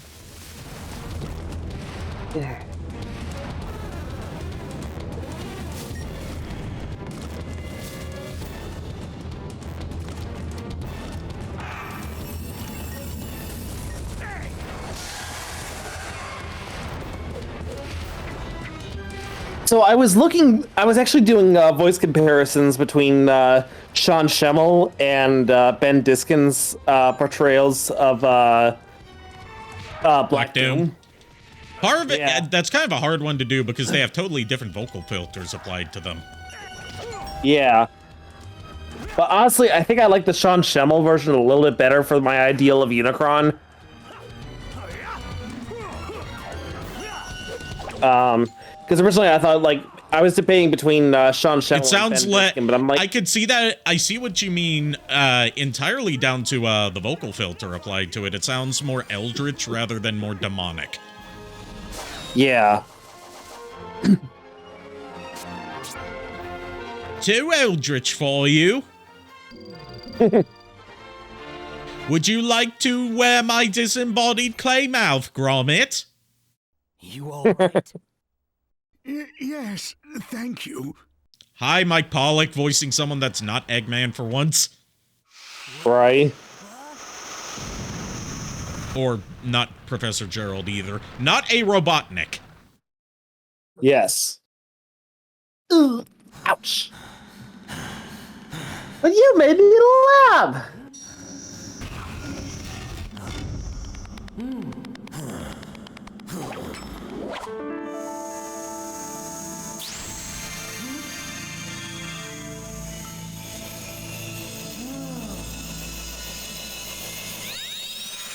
Mike Pollock's last role as Maria.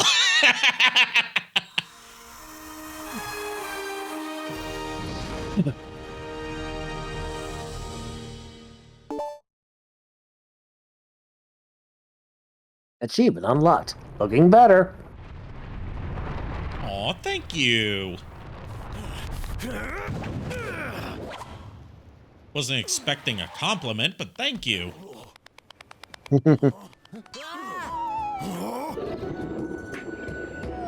Mega Ultra Chicken has returned to normal. It appears he's come back to his senses. I see. I'll bet your job is to guard the Chaos Emerald Temple. You must have gone berserk when the emeralds lost their power. Well, I'm glad you're back. Want some chocolate? Don't feed the chicken chocolate. That's going to kill it. I mean, this is a phoenix, though, so...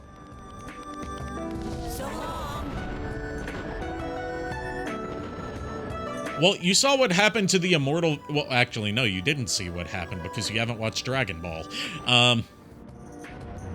You haven't watched Dragon Ball Z, let alone OG Dragon Ball. But there's a gag in the original Dragon Ball when they very first meet Master Roshi. Oh, hold on. Here comes the ridiculously good-looking sandwich.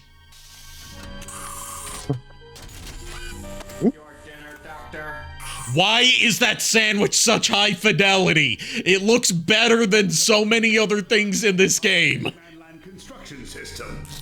I want it. Status is 27% complete. Progress is significantly behind projected timetable. Presumed cause of delay is Dark Gaia's dispersion across the globe. It's like Final Fantasy 15, where the best looking things in that game are the food rather than anything else.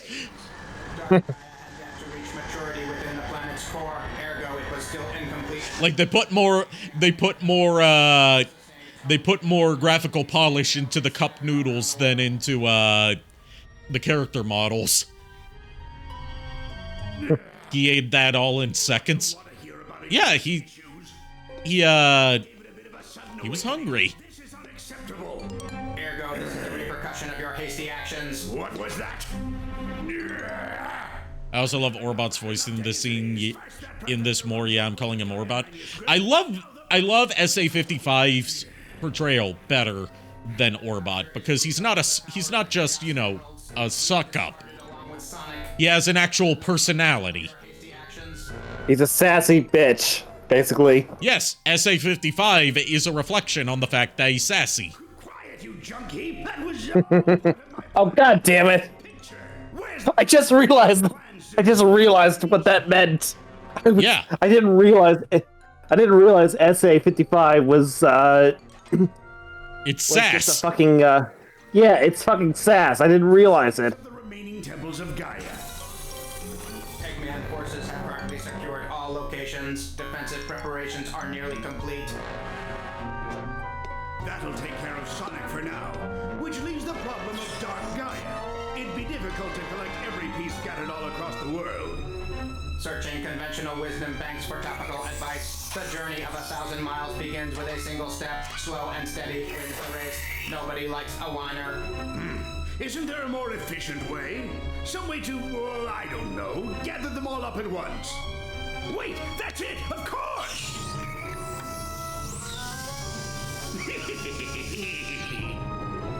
With this, all of my plans will be realized. Also, I like that they kept his leitmotif from Sonic 06 a bit, but made it less ominous because, you know, this is a little bit more comedic, Eggman. Yeah. But, you know, I also see why it is that they cast Jim Carrey as Eggman in the movies, because no doubt they were looking at this particular era of Sonic for inspiration. Like, they wanted someone who could do mad scientist, but also complete goofball.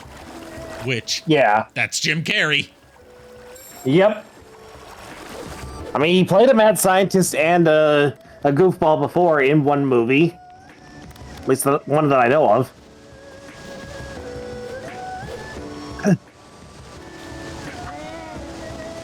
I didn't mean to attack you, Brenda. I meant to talk to you.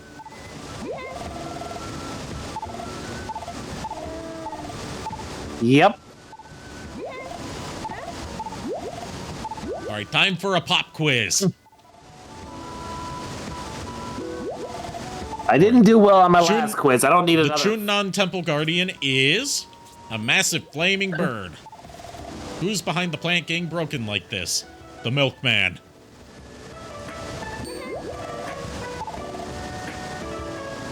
What are the gems with the power to kill the planet called?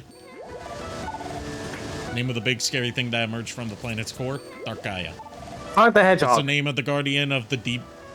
Dark Gaia chicken. Obviously, I didn't pick those, but... It's Mega Ultra Chicken. Arise, chicken. Chicken, arise.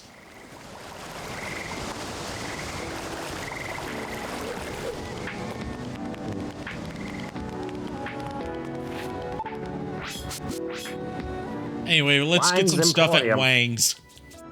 That's a very unfortunate name.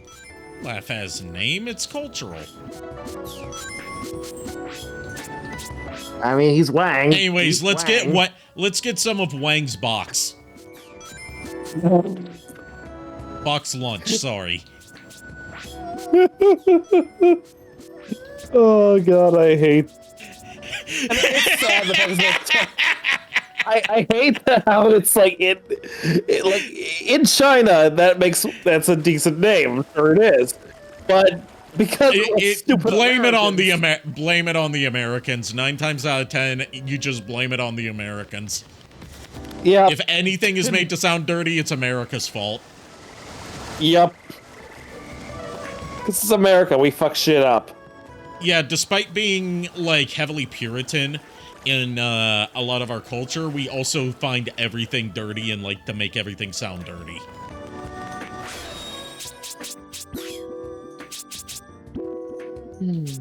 Anyway, let's give some of Lynn's meat buns to Chip.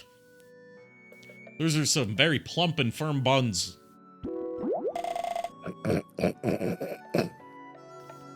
I've never had this before. It's got a ton of tasty stuff inside.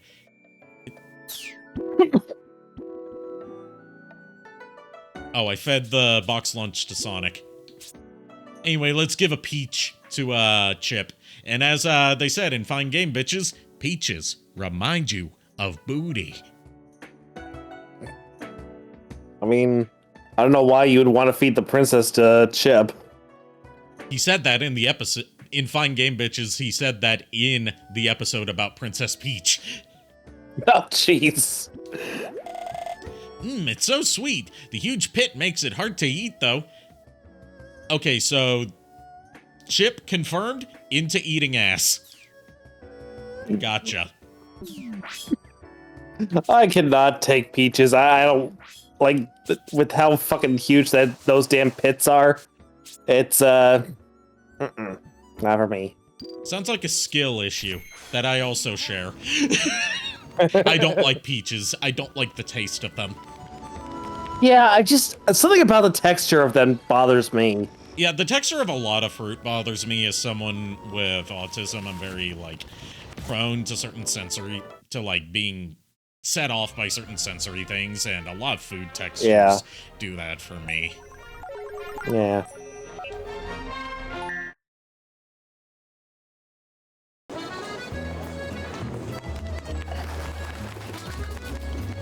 Wow, I'm the same, Arikado. We can be like brothers and share the same bathroom.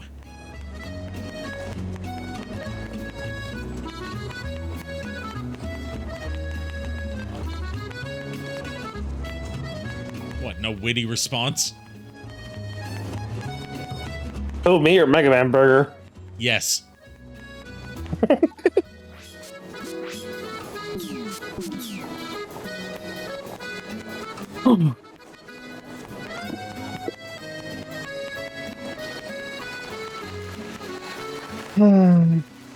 Why are so many of the... Okay, I know that I've recently developed a thing for Italian women, but why are so many of the Spagonian women so cute? And or sexy? They didn't have to go this hard with the character designs for the NPCs in one specific hub town, but they really went hard with it. The nose is a little distracting to me. Speaking of the nose being distracting. Oh, no.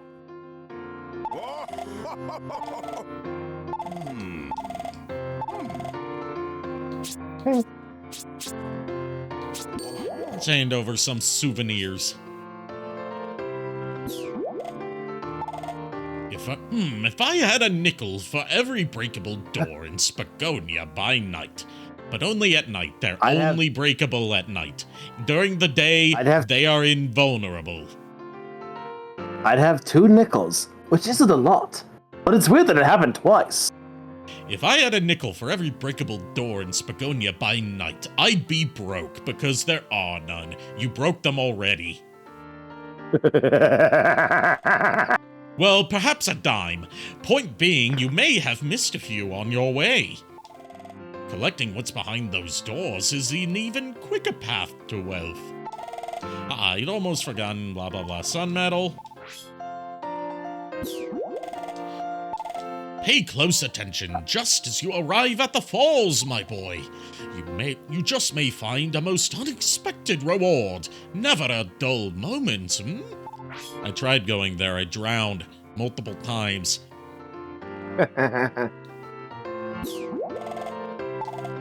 A quick stomp is all you need to ground you in a hurry, my boy.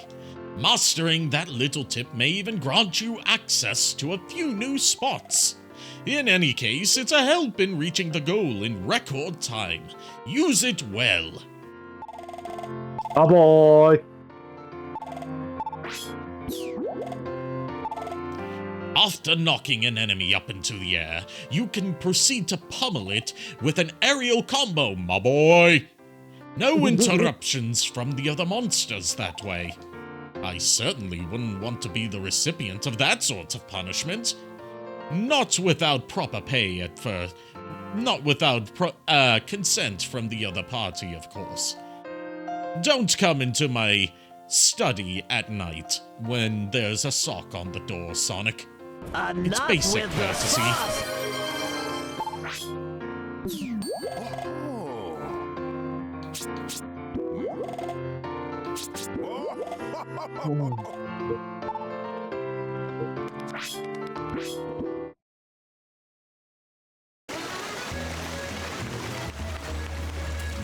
And yeah, Mega Man Burger, I don't fuck with a lot of fruit either. Mostly because, why would I fuck with fruit? That's not why. The timing was just there.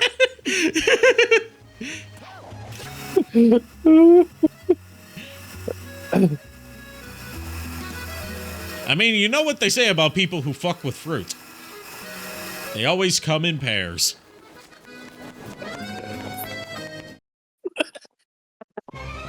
That's gross. And with that being said, we're gonna end it for tonight. Wrong screen. Wrong.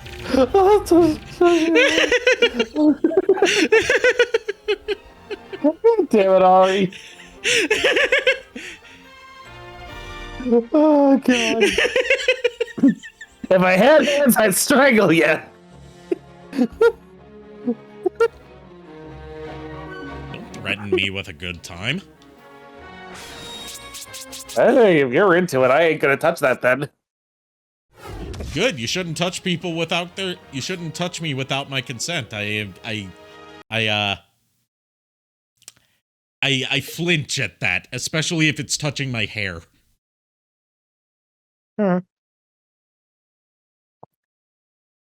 It gives me the gibblies. That's fair. Anyways, let's see who is going to be raided tonight. Yeah, it looks like Liger Zero is back up again. Yeah, but I'm gonna see if I can raid someone else That's fair. tonight, because I've raided Liger Zero 2 nights in a row. Fair enough. We're gonna raid Lul's time. Because we own they are streaming 30 plus indie game demos from Steam Next Fest. And also because we all need a little femboy in our lives. I mean, I think we have that covered with Coffee Pot. Yeah, but he's not here tonight. Anyways, thanks everyone for tuning in tonight. Thank you to JKR and Kier for co-hosting with me. Go give Lul's Time my warmest greetings. And I'll see you tomorrow night. Keep an eye out for the schedule. Until then, unpleasant dreams. Well, we're the boys of chorus. We hope you like our show. We know you're rooting for us, but now we have to go. Good night, everybody.